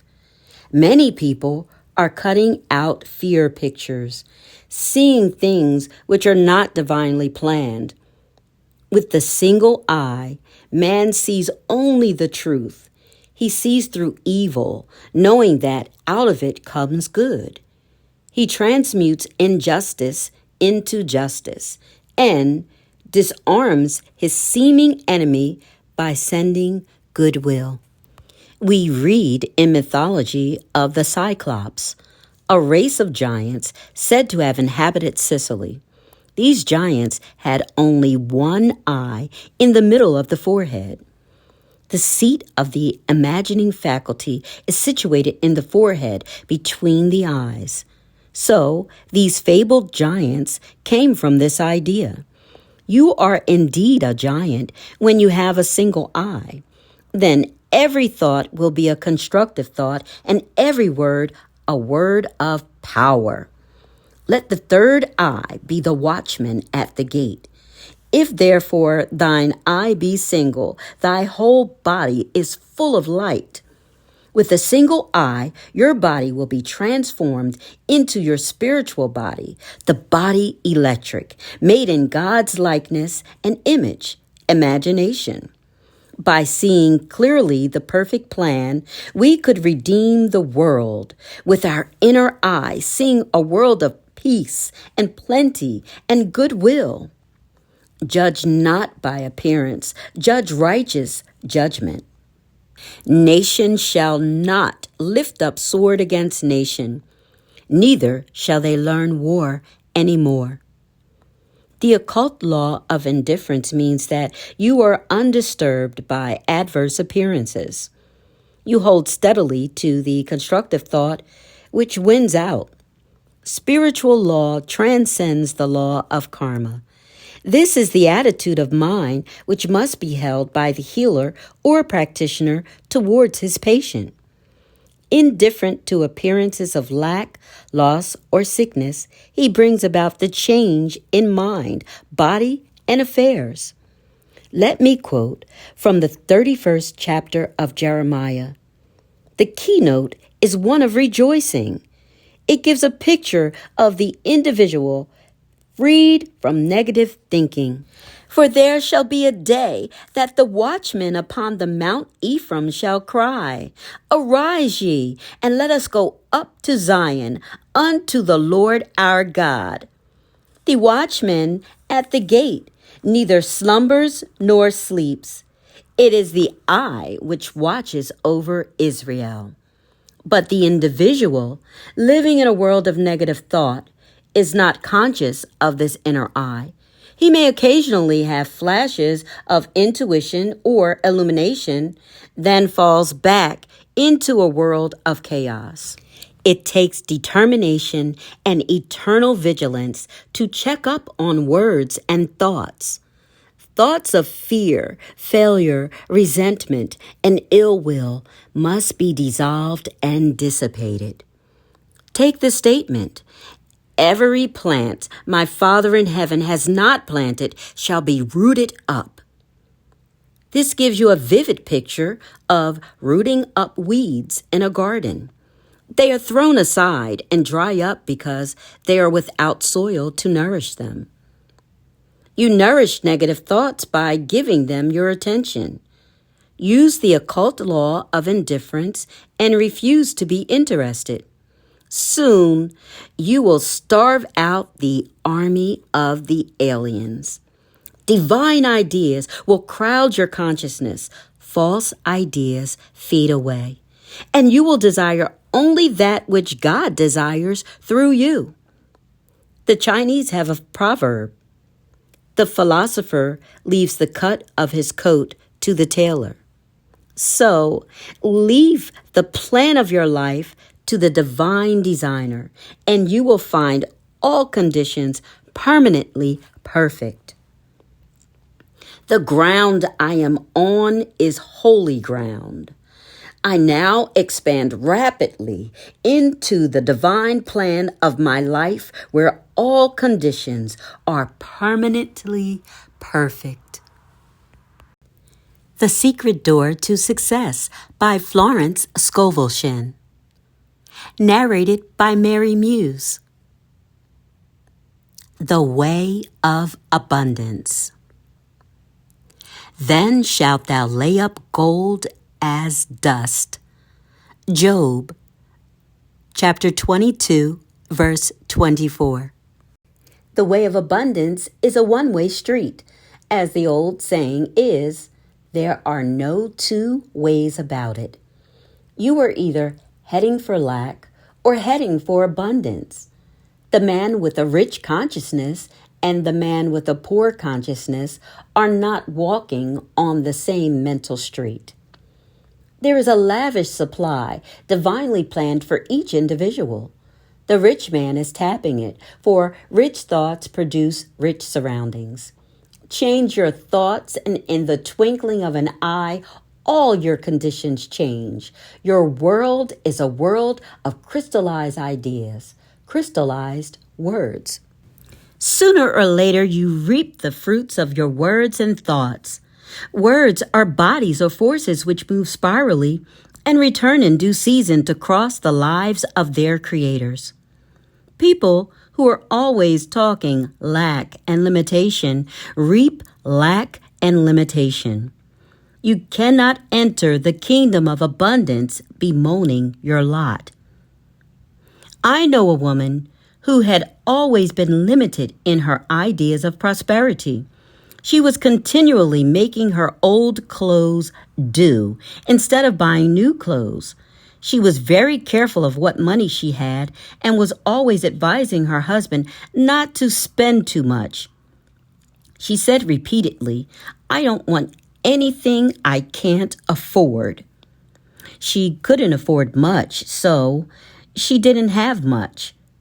Suddenly, her whole world cracked up. Her husband left her, weary of her nagging and limited thoughts. She was in despair when one day she came across a book on metaphysics. It explained the power of thought and words. She realized that she had invited every unhappy experience by wrong thinking. She laughed heartily at her mistakes and decided to profit by them. She determined to prove the law of abundance. She used what money she had fearlessly to show her faith in her invisible supply. She relied upon God as the source of her prosperity. She no longer voiced lack and limitation. She kept herself feeling and looking prosperous. Her old friends scarcely recognized her. She had swung into the way of abundance. More money came to her than she had ever had before. Unheard of doors opened, amazing channels were freed. She became very successful in a work she had had no training for. She found herself on miracle ground. What had happened? She had changed the quality of her words and thoughts. She had taken God into her confidence and into all her affairs. She had many 11th hour demonstrations, but her supply always came, for she dug her ditches and gave thanks without wavering. Someone called me up recently and said, "I'm looking desperately for a position." I replied, "Don't look desperately for it. Look for it with praise and thanksgiving. For Jesus Christ, the greatest of metaphysicians, said to pray with praise and thanksgiving. Praise and thanksgiving open the gates, for expectancy always wins." Of course, the law is impersonal, and a dishonest person with rich thoughts will attract riches, but a thing ill got has ever bad success. As Shakespeare says, it will be of short duration and will not bring happiness. We have only to read the papers to see that the way of the transgressor is hard. That is the reason it is so necessary to make your demands a right on the universal supply and ask for what is yours by divine right and under grace in a perfect way. Some people attract prosperity but cannot hold it. Sometimes their heads are turned. Sometimes they lose it through fear and worry. A friend in one of my question and answer classes told this story. Some people in his hometown, who had always been poor, suddenly struck oil in their backyard. It brought riches. The father joined the country club and went in for golf. He was no longer young. The exercise was too much for him, and he dropped dead on the links. This filled the whole family with fear. They all decided they might have heart trouble, so they are now in bed with trained nurses watching every heartbeat. In the race thought, people must worry about something. They no longer worried about money, so they shifted their worries to health. The old idea was that you can't have everything. If you got one thing, you'd lose another. People were always saying, "Your luck won't last. It's too good to be true." Jesus Christ said, "In the world thought, there is tribulation, but be of good cheer. I have overcome the world thought." In the superconscious, or Christ within, there is a lavish supply for every demand, and your good is perfect and permanent. If thou return to the Almighty, thou shalt be built up in consciousness. Thou shalt put away inquiry far from thy tabernacles. Then shalt thou lay up gold as dust, the gold of Ophir, as the stones of the brooks. Yes, the Almighty shall be thy defense, and thou shalt have plenty of silver. What a picture of opulence, the result of returning to the Almighty in consciousness. With the average person who has thought in terms of lack for a long time, it is very difficult to build up a rich consciousness. I have a student who has attracted great success by making the statement, "I am the daughter of the king. My rich father now pours out his abundance upon me. I am the daughter of the king. Everything makes way for me." Many people put up with limited conditions because they are too lazy mentally to think themselves out of them. You must have a great desire for financial freedom. You must feel yourself rich. You must see yourself rich. You must continually prepare for riches. Become as a little child and make believe you are rich. You are then impressing the subconscious with expectancy. The imagination is man's workshop, the scissors of the mind, where he is constantly cutting out the events of his life. The superconscious is the realm of inspiration, revelation, illumination, and intuition. Intuition is usually known as a hunch. I do not apologize for the word hunch anymore. It is now in Webster's latest dictionary. I had a hunch to look up hunch, and there it was. The superconscious is the realm of perfect ideas. The great genius captures his thoughts from the superconscious. Without the vision, imagination, my people perish. When people have lost the power to image their good, they perish or go under. It is interesting to compare the translation of the French and English Bibles. In the 21st verse of the 22nd chapter of Job, we read, "Acquaint now thyself with him, and be at peace, thereby good shall come unto thee." In the French Bible, we read, "Attach thyself to God, and you will have peace. Thou shalt thus enjoy happiness." The 23rd verse, "If thou return to the Almighty, thou shalt be built up. Thou shalt put away iniquity far from thy tabernacles." In the French translation, we read, "Thou shalt be reestablished if thou returnest to the Almighty, putting iniquity far off from your dwellings."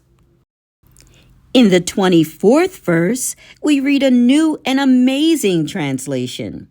The English Bible reads, "Then shalt thou lay up gold as dust, and the gold of Ophir as the stones of the brooks." The French Bible says, "Throw gold into the dust, the gold of Ophir amongst the pebbles of the torrents, and the Almighty shall be thy gold, thy silver, thy riches." This means if people are depending entirely on their visible supply, it is even better to throw it away and trust absolutely to the Almighty for gold, silver, and riches. I give an example in the story told me by a friend. A priest went to visit a nunnery in France, where they fed many children. One of the nuns, in despair, told the priest they had no food. The children must go hungry. She said that they had but one piece of silver, about the value of $0.25. They needed food and clothing. The priest said, "Give me the coin." She handed it to him, and he threw it out the window. "Now," he said, "rely entirely upon God." Within a short time, friends arrived with plenty of food and gifts of money. This does not mean to throw away what money you have, but don't depend upon it. Depend upon your invisible supply, the bank of the imagination. Let us now attach ourselves to God and have peace, for he shall be our gold, our silver, and our riches.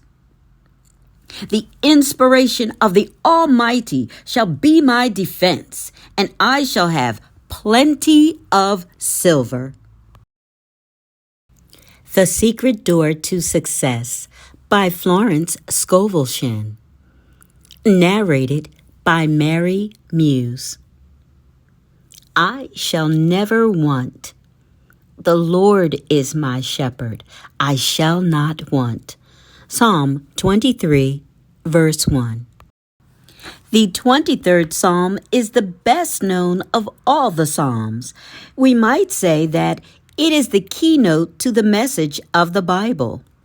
It tells man he shall never want when he has the realization or conviction that the Lord is his shepherd, the realization that infinite intelligence supplies every need.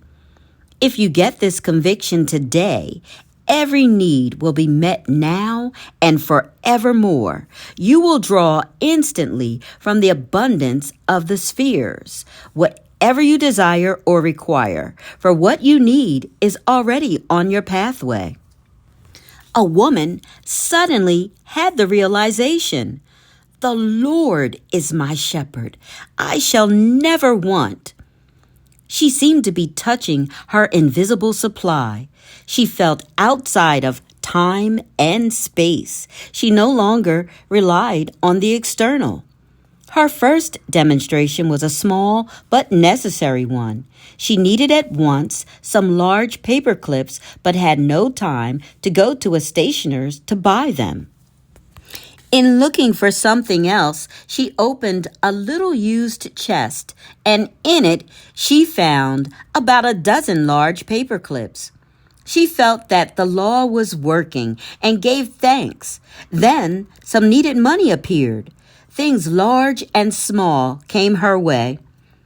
Since then, she has relied upon the statement, "The Lord is my shepherd. I shall never want." We used to hear people say, "I do not think it is right to ask God for money or things." They did not realize that this creative principle is within each man, the Father within. True spirituality is proving God as your supply daily, not just once in a while. Jesus Christ knew this law, for whatever he desired or required appeared immediately on his pathway. The loaves and fishes and money from the fish's mouth. With this realization, all hoarding and saving would disappear. This does not mean that you should not have a bank account and investments, but it does mean that you should not depend upon them. For if you had a loss in one direction, you would have a gain in another. Always your barns would be full and your cup flow over. Now, how does one make this contact with his invisible supply? By taking a statement of truth which clicks and gives him realization. This is not open to a chosen few. Whosoever calleth on the name of the Lord shall be delivered. The Lord is your shepherd, and my shepherd, and everybody's shepherd. God is the supreme intelligence devoted to supplying man's need. The explanation is that man is God in action. Jesus Christ said, "I and the Father are one." We might paraphrase the statement and say, "I and the great creative principle of the universe are one and the same." Man only lacks when he loses his contact with this creative principle, which must be fully trusted, for it is pure intelligence and knows the way of fulfillment. The reasoning mind and personal will cause a short circuit. Trust in me, and I will bring it to pass. Most people are filled with apprehension and dread when there is nothing to cling to on the external. A woman came to a practitioner and said, "I'm only a poor little woman with no one but God back of me." The practitioner said, "You need not worry if you have God back of you, for all the kingdom affords is yours." A woman called me on the phone and said, almost in tears, "I'm so worried about the business situation." I replied, The situation with God remains the same. The Lord is your shepherd. You shall not want. If one door shuts, another door opens. A very successful businessman who conducts all affairs on truth methods said, "The trouble with most people is that they get to relying on certain conditions. They haven't enough imagination to go forward, to open new channels. Nearly every big success is built upon a failure." I was told that Edgar Bergen lost his parts in a Broadway production because they did not want any more dummies. Noel Coward got him on the Rudy Valley radio hour, and he and Charlie McCarthy became famous overnight. I told the story at one of my meetings of a man who was so poor and discouraged that he ended it all. A few days later came a letter notifying him that he had inherited a large fortune. A man in the meeting said, "That means when you want to be dead, your demonstration is 3 days off?" Yes, do not be fooled by the darkness before the dawn. It is a good thing to see the dawn once in a while, to convince you how unfailing it is. It reminds me of an experience of several years ago. I had a friend who lived in Brooklyn near Prospect Park. She liked to do unusual things and said to me, "Come to visit me, and we'll get up early and see the sunrise in Prospect Park." At first, I refused, and then came the hunch that it would be an interesting experience. It was in the summer. We got up about 4 o'clock, my friend, her little daughter, and myself. It was pitch dark, but we sallied forth down the street to the entrance of the park. Some policemen eyed us curiously, but my friend said to them with dignity, "We are going to see the sunrise." And it seemed to satisfy them. We walked through the park to the beautiful rose garden. A faint pink streak appeared in the east. Then suddenly we heard a most tremendous uproar. We were near the zoo, and all the animals were greeting the dawn. The lions and tigers roared. The hyenas laughed. There were shrieks and howls. Every animal had something to say, for a new day was at hand. It was indeed most inspiring. The light slanted through the trees. Everything had an unearthly aspect. Then, as it grew lighter, our shadows were in front instead of behind us. The dawn of a new day. This is the wonderful dawn which comes to each one of us after some darkness. Your dawn of success, happiness, and abundance is sure to come. Every day is important, for we read in the wonderful Sanskrit poem, "Look well, therefore, to this day. Such is the salutation of the dawn." This is the day. The Lord is your shepherd. This day you shall not want, as you and the great creative principle are one and the same. The 34th Psalm is also a psalm of security. It starts with a blessing for the Lord. "I will bless the Lord at all times. His praise shall continually be in my mouth." They that seek the Lord shall not want any good thing. Seeking the Lord means that man must make the first move. "Draw near to me, and I will draw near to you, saith the Lord." You seek the Lord by making your affirmation, expecting, and preparing for your good. If you asked for success and prepare for failure, you will receive the thing you have prepared for. I tell in my book, The Game of Life and How to Play It, of a man who asked me to speak the word that all his debts be wiped out. After the treatment, he said, "Now I'm thinking what I'll say to the people when I haven't the money to pay them. A treatment won't help if you haven't faith in it. For faith and expectancy impress the subconscious mind with the picture of fulfillment.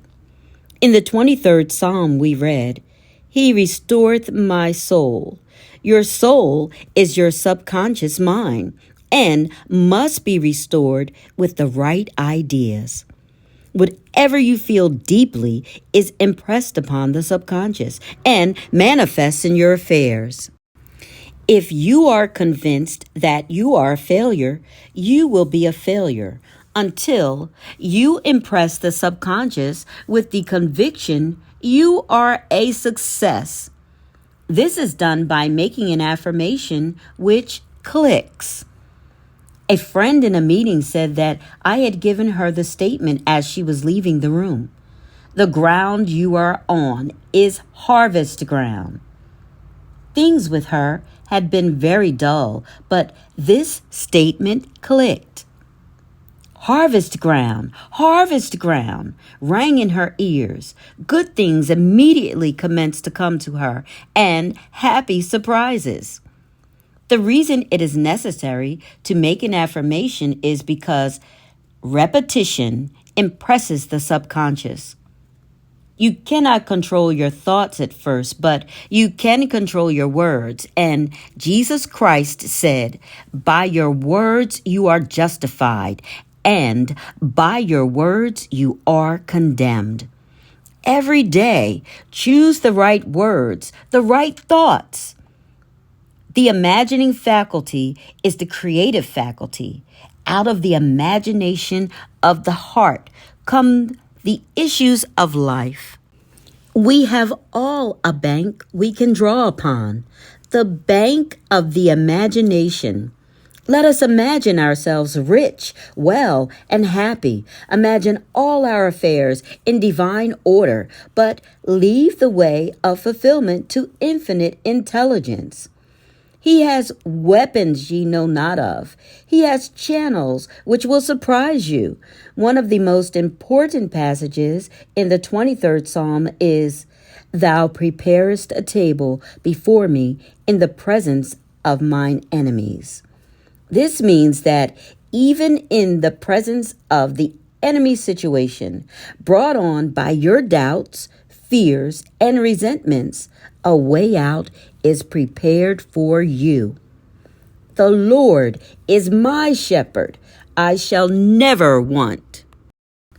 The Secret Door to Success by Florence Scovel Shinn. Narrated by Mary Muse. Look with wonder.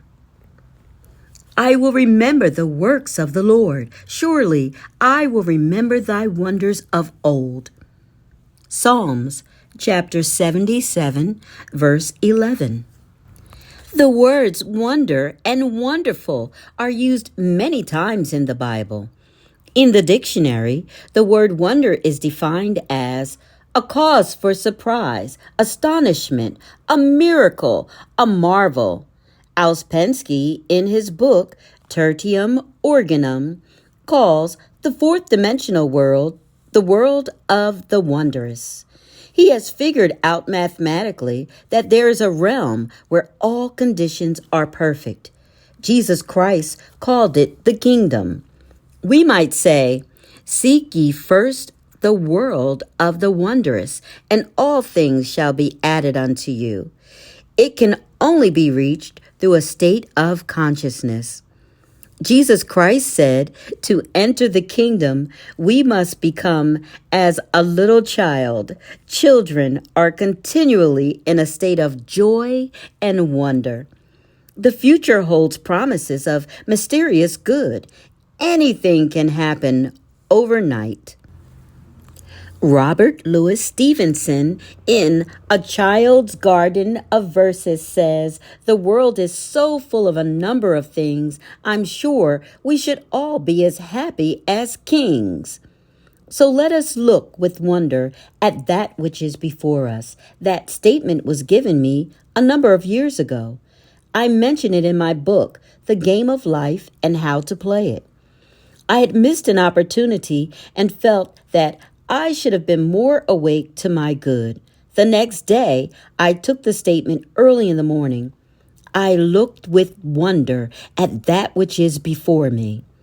At noon, the phone rang, and the proposition was put to me again.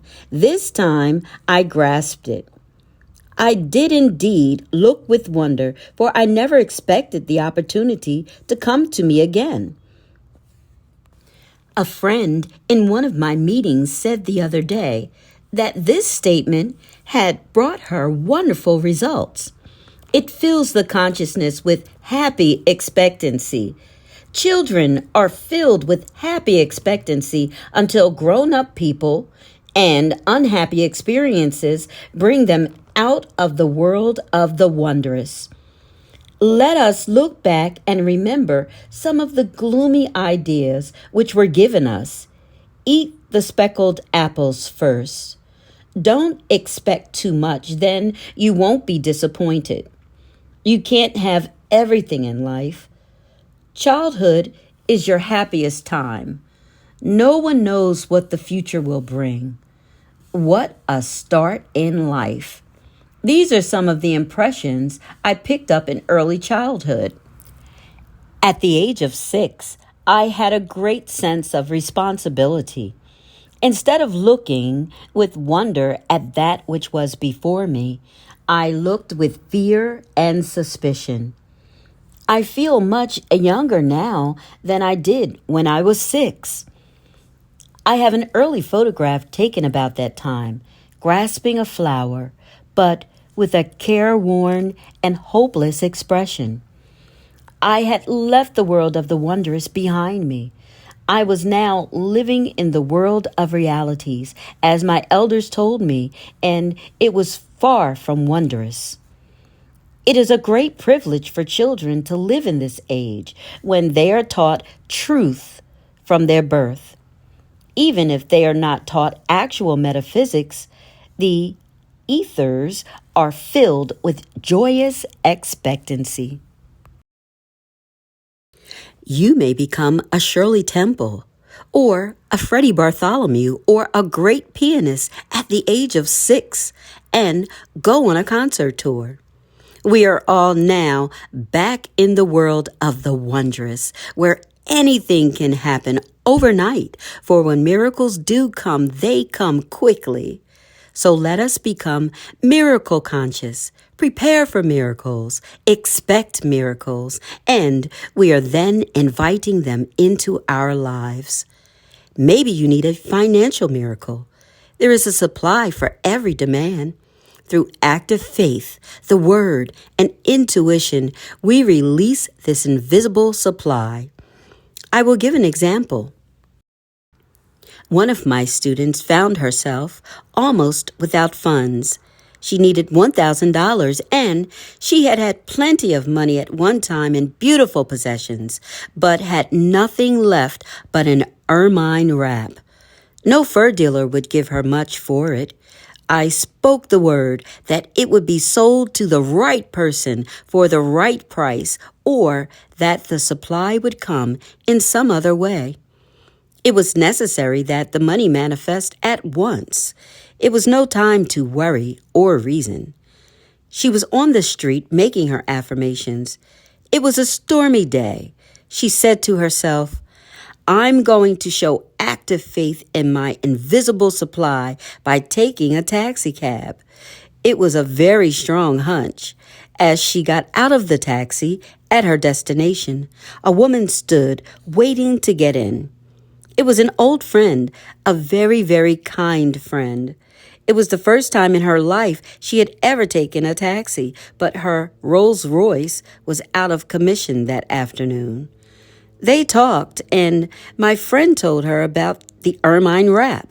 "Why," her friend said, "I will give you $1,000 for it." And that afternoon, she had the check. God's ways are ingenious. His methods are sure. A student wrote me the other day that she was using that statement. God's ways are ingenious. His methods are sure. A series of unexpected contacts brought about a situation she had been desiring. She looked with wonder at the working of the law. Our demonstrations usually come within a split second. All is timed with amazing accuracy in divine mind. My student left the taxi just as her friend stopped to enter. A second later, she would have hailed another taxi. Man's part is to be wide awake to his leads and hunches, for on the magic path of intuition is all that he desires or requires. In Moulton's Modern Reader's Bible, the Book of Psalms is recognized as the perfection of lyric poetry. The musical meditation, which is the essence of lyrics, can find no higher than the devout spirit which at once raises itself to the service of God and overflows on the various sides of active and contemplative life. The Psalms are also human documents, and I have selected the 77th Psalm because it gives the picture of a man in despair, but as he contemplates the wonders of God, faith and assurance are restored to him. I cried unto God with my voice, even unto God with my voice, and he gave ear to me. In the day of my trouble, I sought the Lord.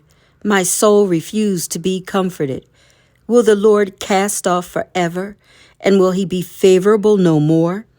Hath God forgotten to be gracious? Hath he in anger shut up his tender mercies? And I said, this in my infirmity. But I will remember the years of the right hand of the Most High. I will remember the works of the Lord. Surely I will remember thy wonders of old. I will meditate also of all thy work and talk of thy doings. Thy way, O God, is in the sanctuary. Who is so great a God as our God? Thou art the God that doeth wonders. Thou hast with thine arm redeemed thy people.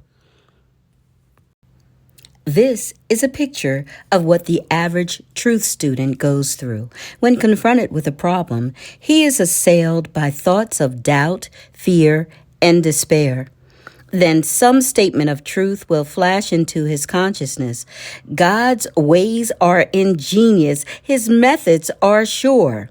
He remembers other difficulties which have been overcome. His confidence in God returns. He thinks, what God has done before, he will do for me and more. I was talking to a friend not long ago who said, I would be pretty dumb if I didn't believe God could solve my problem. So many times before, wonderful things have come to me. I know they will come again. So, the summing up of the 77th Psalm is, what God has done before, he now does for me and more.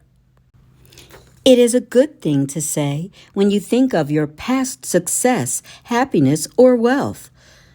All loss comes from your own vain imaginings. Fear of loss crept into your consciousness. You carried burdens and fought battles. You reasoned instead of sticking to the magic path of intuition. But in the twinkling of an eye, all will be restored to you, for, as they say in the East, what Allah has given cannot be diminished. Now, to go back to the child state of consciousness, you should be filled with wonder, but be careful not to live in your past childhood. I know people who can only think about their happy childhood days. They remember what they wore. No skies have since been so blue or grass so green. They therefore miss the opportunities of the wonderful now. I will tell you an amusing story of a friend who lived in a town when she was very young, then moved away to another city. She always looked back to the house they first lived in. To her, it was an enchanted palace, large, spacious, and glamorous. Many years after, when she had grown up, she had an opportunity of visiting this house. She was disillusioned. She found it small, stuffy, and ugly. Her idea of beauty had entirely changed, for in the front yard was an iron dog. If you went back to your past, it would not be the same. So, in this friend's family, they called living in the past iron dogging. Her sister told me a story of some iron dogging she had done. When she was about 16, she met abroad a very dashing and romantic young man, an artist. This romance didn't last long, but she talked about it a lot to the man she afterwards married.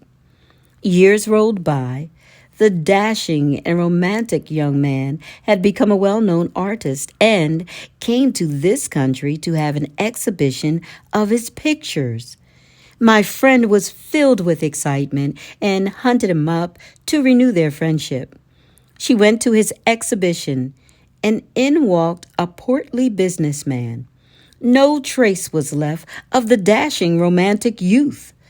When she told her husband, all he said was, "Iron dogging." Remember, now is the appointed time. Today is the day, and your good can happen overnight. Look with wonder at that which is before you. We are filled with divine expectancy. I will restore to you the years which the locusts have eaten. Now let each one think of the good which seems so difficult to attain. It may be health, wealth, happiness, or perfect expression. Do not think how your good can be accomplished. Just give thanks that you have already received on the invisible plane. Therefore, the steps leading up to it are secured also. Be wide awake to your intuitive leads, and suddenly you find yourself in your promised land.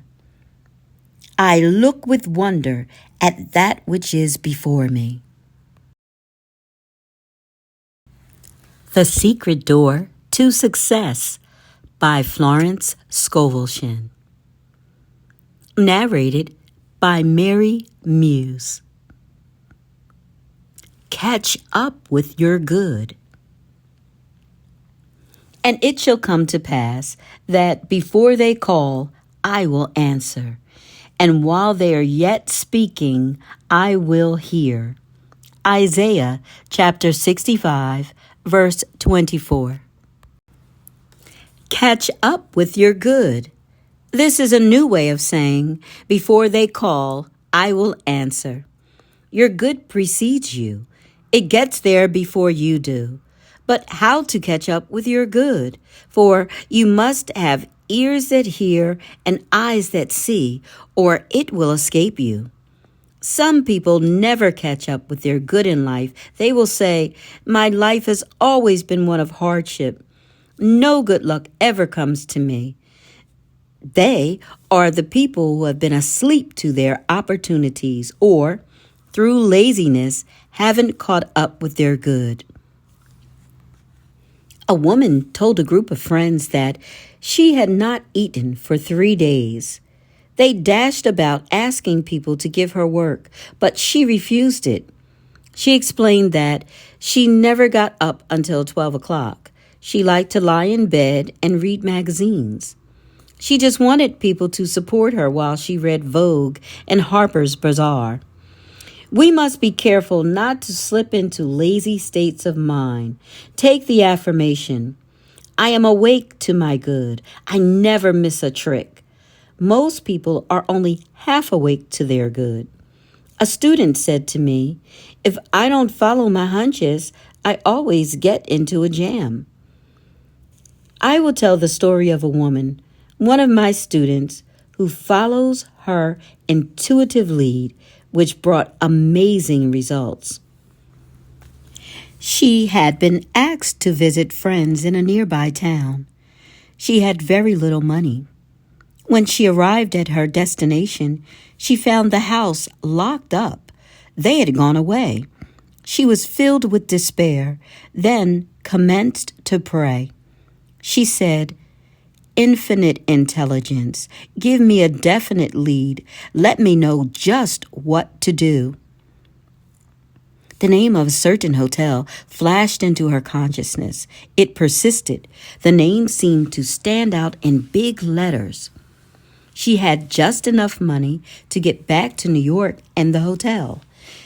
As she was about to enter, an old friend suddenly appeared who greeted her warmly and whom she hadn't seen for years.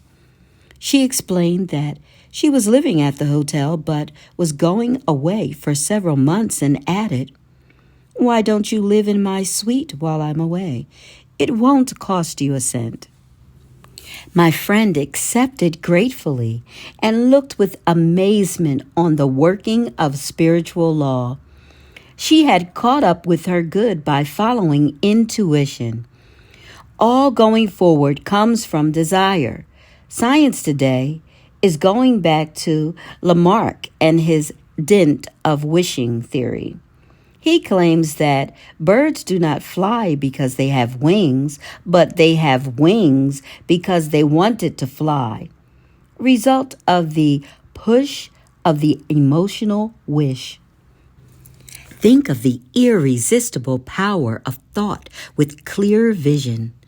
Many people are in a fog most of the time, making wrong decisions and going the wrong way. During the Christmas rush, my maid said to a saleswoman at one of the big shops, "I suppose this is your busiest day." She replied, "Oh no, the day after Christmas is our busiest day, when people bring most of the things back." Hundreds of people choosing the wrong gifts because they were not listening to their intuitive leads. No matter what you are doing, ask for guidance. It saves time and energy and often a lifetime of misery. All suffering comes from the violation of intuition. Unless intuition builds the house, they labor in vain who build it. Get the habit of hunching, then you will always be on the magic path. And it shall come to pass that before they call, I will answer, and while they are yet speaking, I will hear. Working with spiritual law, we are bringing to pass that which already is. In the universal mind, it is there as an idea, but is crystallized on the external by a sincere desire. The idea of a bird was a perfect picture in divine mind. The fish caught the idea and wished themselves into birds. Are your desires bringing you wings? We should all be bringing some seemingly impossible thing to pass. One of my affirmations is, "The unexpected happens. My seemingly impossible good now comes to pass." Do not magnify obstacles. Magnify the Lord. That means magnify God's power. The average person will dwell on all the obstacles and hindrances which are there to prevent his good coming to pass. You combine with what you notice, so if you give obstacles and hindrances your undivided attention, they grow worse and worse. Give God your undivided attention. Keep saying silently, in the face of all obstacles, God's ways are ingenious. His methods are sure. God's power is invincible, though invisible. Call unto me, and I will answer thee, and show thee great and mighty things which thou knowest not. In demonstrating our good, we must look away from adverse appearances. Judge not by appearances. Get some statement which will give you a feeling of assurance. The long arm of God reaches out over people and conditions, controlling the situation and protecting my interest. I was asked to speak the word for a man who was to have a business interview with a seemingly unscrupulous person. I used the statement, and rightness and justice came out of the situation at just the exact time I was speaking. We have all heard the quotation from Proverbs, "Hope deferred maketh the heart grow sick, but when the desire cometh, it is a tree of life." In desiring sincerely, without anxiety, we are catching up with the thing desired, and the desire becomes crystallized on the external. I will give to you the righteous desires of your heart. Selfish desires, desires which harm others, always return to harm the sender. The righteous desire might be called an echo from the infinite. It is already a perfect idea in divine mind. All inventors catch up with the ideas of the articles they invent. I say in my book, The Game of Life and How to Play It, the telephone was seeking Bell. Often two people discover the same inventions at the same time. They have tuned in with the same idea. The most important thing in life is to bring the divine plan to pass. Just as the picture of the oak is in the acorn, the divine design of your life is in your superconscious mind, and you must work out the perfection pattern in your affairs. You will then lead a magic life, for in the divine design, all conditions are permanently perfect. People defy the divine design when they are asleep to their good. Perhaps the woman who liked to lie in bed most of the day and read magazines should be writing for magazines, but her habits of laziness dulled all desire to go forward. The fishes who desired wings were alert and alive. They did not spend their days on the bed of the ocean, reading Vogue and Harper's Bazaar. Awake thou that sleepeth, and catch up with your good. Call on me, and I will answer thee, and show thee great and mighty things which thou knowest not. I now catch up with my good, for before I called, I was answered. The Secret Door to Success by Florence Scovel Shinn. Narrated by Mary Muse. Rivers in the desert. Behold, I will do a new thing. Now it shall spring forth. Shall ye not know it? I will even make a way in the wilderness and rivers in the desert. Isaiah chapter 43, verse 19. In this 43rd chapter of Isaiah are many wonderful statements showing the irresistible power of supreme intelligence coming to man's rescue in times of trouble. No matter how impossible the situation seems, infinite intelligence knows the way out. Working with God power, man becomes unconditioned and absolute. Let us get a realization of this hidden power. We can call upon it any moment. Make your contact with infinite intelligence, the God within, and all appearance of evil evaporates, for it comes from man's vain imaginings. In my question and answer class, I will be asked, how do you make a conscious contract with this invincible power? I reply, by your word. By your word, you are justified. The centurion said to Jesus Christ, "Speak the word, Master, and my servant shall be healed.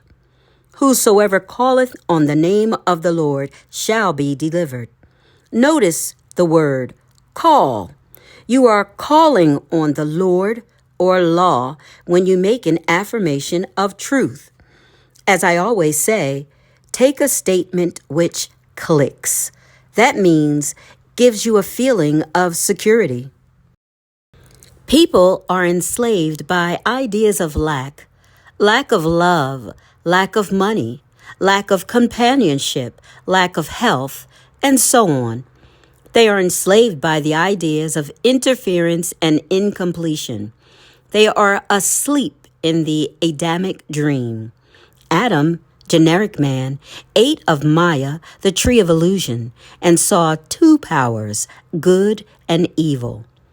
The Christ mission was to wake people up to the truth of one power, God. Awake, thou that sleepeth. If you lack any good thing, you are still asleep to your good. How do you awake from the Adamic dream of opposites after having slept soundly in the race thought for hundreds of years? Jesus Christ said, "When two of you agree, it shall be done." It is the law of agreement. It is almost impossible to see clearly your good for yourself.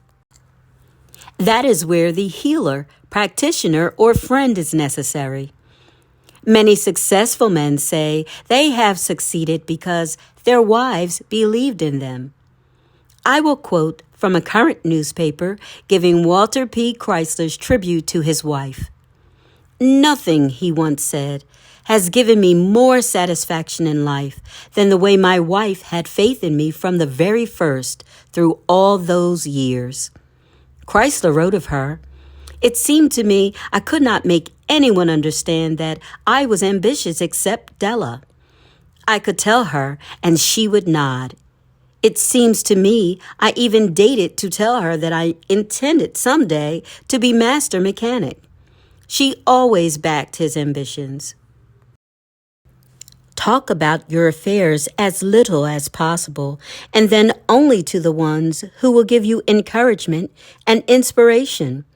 The world is full of wet blankets, people who will tell you it can't be done, that you are aiming too high. As people sit in truth meetings and services, often a word or an idea will open a way in the wilderness. Of course, the Bible is speaking of states of consciousness. You are in the wilderness or desert when you are out of harmony, when you are angry, resentful, fearful, or undecided. Indecision is the cause of much ill health, being unable to make up your mind.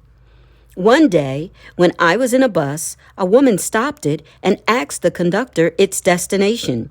He told her, but she was undecided. She got halfway on and then got off, then on again. The conductor turned to her and said, "Lady, make up your mind." So it is with so many people. Ladies, make up your minds. The intuitive person is never undecided. He is given his leads and hunches and goes boldly ahead, knowing he is on the magic path. In truth, we always ask for definite leads, just what to do. You will always receive one if you ask for it. Sometimes it comes as intuition, sometimes from the external.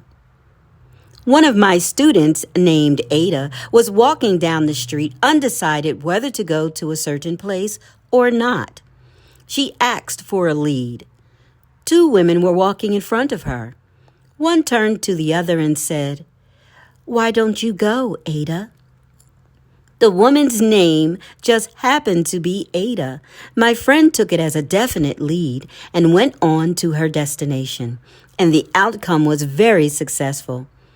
We really lead magic lives, guided and provided for at every step, if we have ears to hear and eyes that see.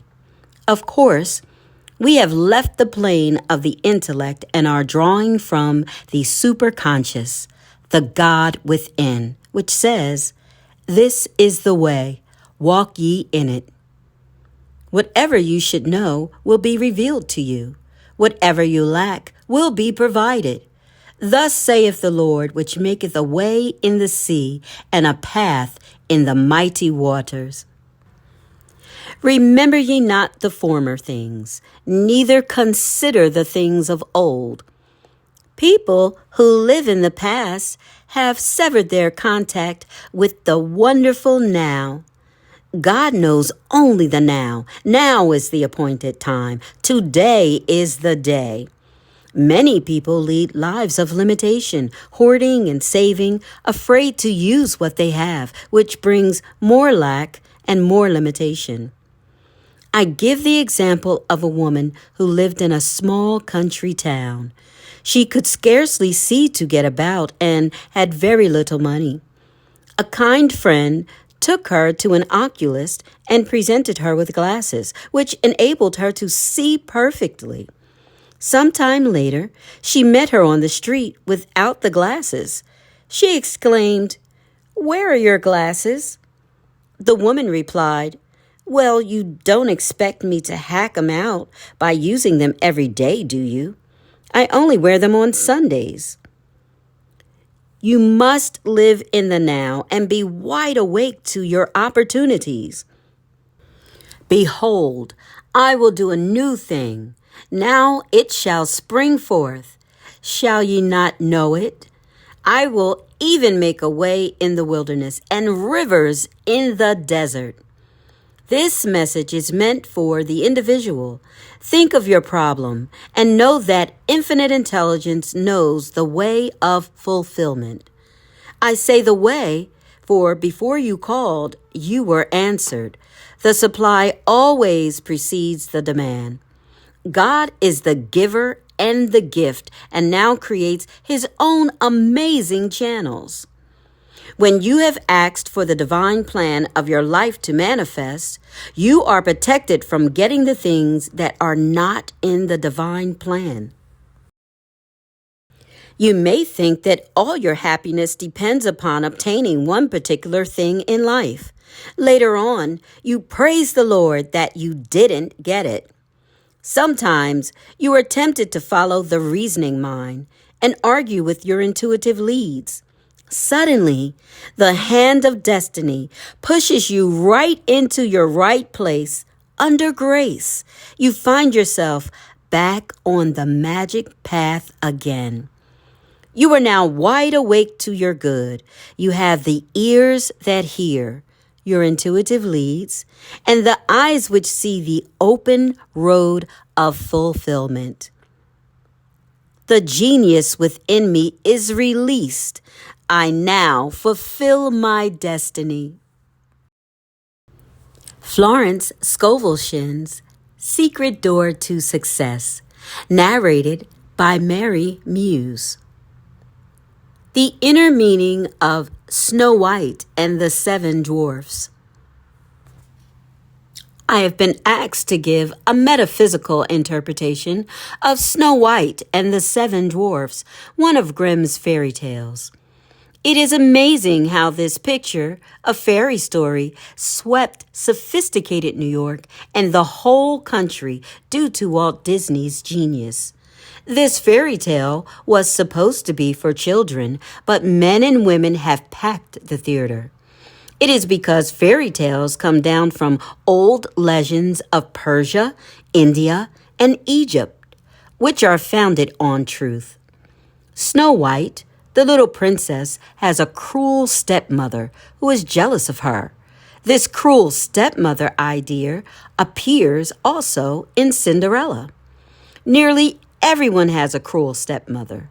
The cruel stepmother is a negative thought form you have built up in the subconscious. Snow White's cruel stepmother is jealous of her and always keeps her in rags and in the background. All cruel thought forms do this.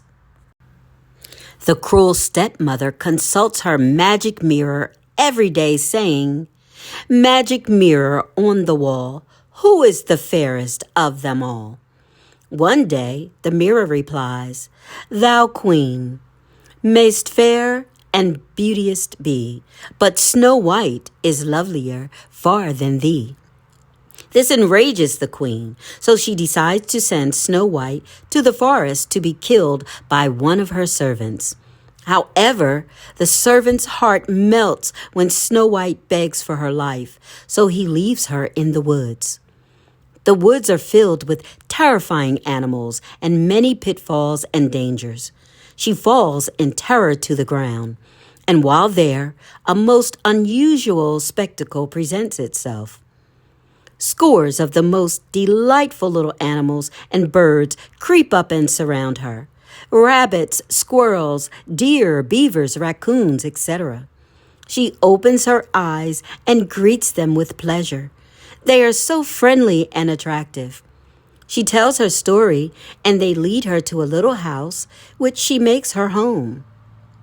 Now, these friendly birds and animals symbolize our intuitive leads or hunches, which are always ready to get you out of the woods.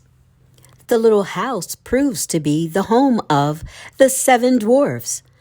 Everything is in disorder, so Snow White and her animal friends begin to clean the house. The squirrels dust with their tails. The birds hang things up, using the little deer's horns for a hat rack. When the 7 dwarfs come home from their work of digging gold, they discover the change and at last find Snow White asleep on one of the beds. In the morning, she tells her story, remains with them to keep house and cook their meals, and is very happy. The 7 dwarfs symbolize the protective forces all about us. In the meantime, the cruel stepmother consults her mirror, and it says to her, Over the hills in the greenwood shade, where the 7 dwarfs their dwelling have made, there Snow White is hiding her head, and she is lovelier far, O queen, than thee. This infuriates the queen, so she starts off disguised as an old hag with a poisoned apple for Snow White. She finds her in the house of the 7 dwarfs and tempts her with the big, red, luscious apple. The birds and animals endeavor to tell her not to touch it. They try to give her the hunch not to eat. They rush around in dismay, but Snow White can't resist the apple. She takes one bite and falls, apparently dead. Now all the little birds and animals rush off to bring the 7 dwarfs to the rescue, but too late. Snow White lies lifeless. They all bow their little heads in grief. Then suddenly the prince appears, kisses Snow White, and she comes to life. They are married and live happily ever after. The queen, the cruel stepmother, is swept away by a terrific storm. The old thought form is dissolved and dissipated forever. The prince symbolizes the divine plan of your life. When it wakes you up, live happily ever after. This is the fairy story which has enthralled New York and the whole country. Find out what form of tyranny your cruel stepmother is taking in your subconscious. It is some negative conviction which works out in all your affairs. We hear people saying, My good always comes to me too late. I've lost so many opportunities. We must reverse the thought and say repeatedly, I am wide awake to my good. I never miss a trick. We must drown out the dreary suggestions of the cruel stepmother. Eternal vigilance is the price of freedom from these negative thought forms. Nothing can hinder, nothing can delay the manifestation of the divine plan of my life. The light of lights streams on my pathway. revealing the open road of fulfillment. Comments by Mary Muse, the narrator of this reading. The Secret Door to Success by Florence Scovel Shinn. Throughout this reading and presentation, The Secret Door to Success, I've personally experienced and witnessed many miraculous events, some small and some that were just magical. This presentation, as well as the other presentations, were all a hunch, which I'm accepting of its challenges to complete these tasks despite my status as brain injured. I truly am honored to be charged to breathe and articulate these great ideas that Florence Scovel Shinn has written. So when it happened that maybe I had to say things 5 or 10 times before it was recorded appropriately, or speed it up a little bit, electronically so that you guys don't hear the lull, or just a lot of the different challenges that it takes to put a presentation like this together. It gave me all joy. Sometimes even when it happened that I had to repeat something, the timing of what was actually taking place in my life or that moment or that day was reflective of those words, and I needed this. So in all transparency and honesty, I don't take much credit for these presentations, but I'm gratefully used as a vessel to deliver this on this platform. Even down to the inclusion and timing of the pictures that appear throughout this, they're all divinely orchestrated. Honestly, I did not force their order nor their timing to this reading. I literally followed a hunch to just click through pics in my library and upload them into the app that I do this presentation format in, and just let them fall where they may. Only the couple of, make sure you put the announcement of that this is her book and that this is from the collection. I put those in there every so often. The rest of it just flowed. And literally, while I was reading it, it just amazed me of how it timed with what was actually being read at the time that I was reading the book. As I read more and more and actually trying to exercise some of the principles that were in the book, The Secret Door to Success, I watched the divine orchestrator conduct symphonies and concerts where some of these sayings and pictures landed. It actually brought tears to my eyes. I was in amazement, and I got chills that there were so many confirmations that the Spirit of God is real. Prayerfully, you've gotten as much out of these readings or more as I have. I pray that your experience of this is as timely and relevant for you and the things that are happening in your life and others as it has been for me. And please continue to like, comment, share, and subscribe. These messages and comments that you make, this confirms for me the divine purpose in doing this work.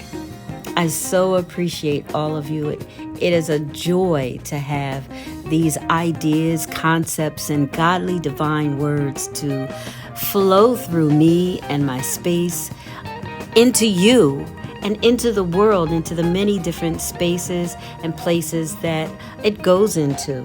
I'm so honored. Blessings.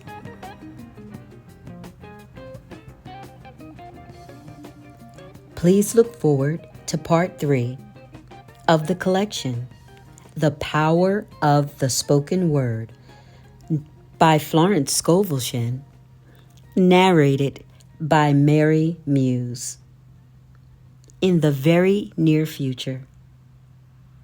Thank you.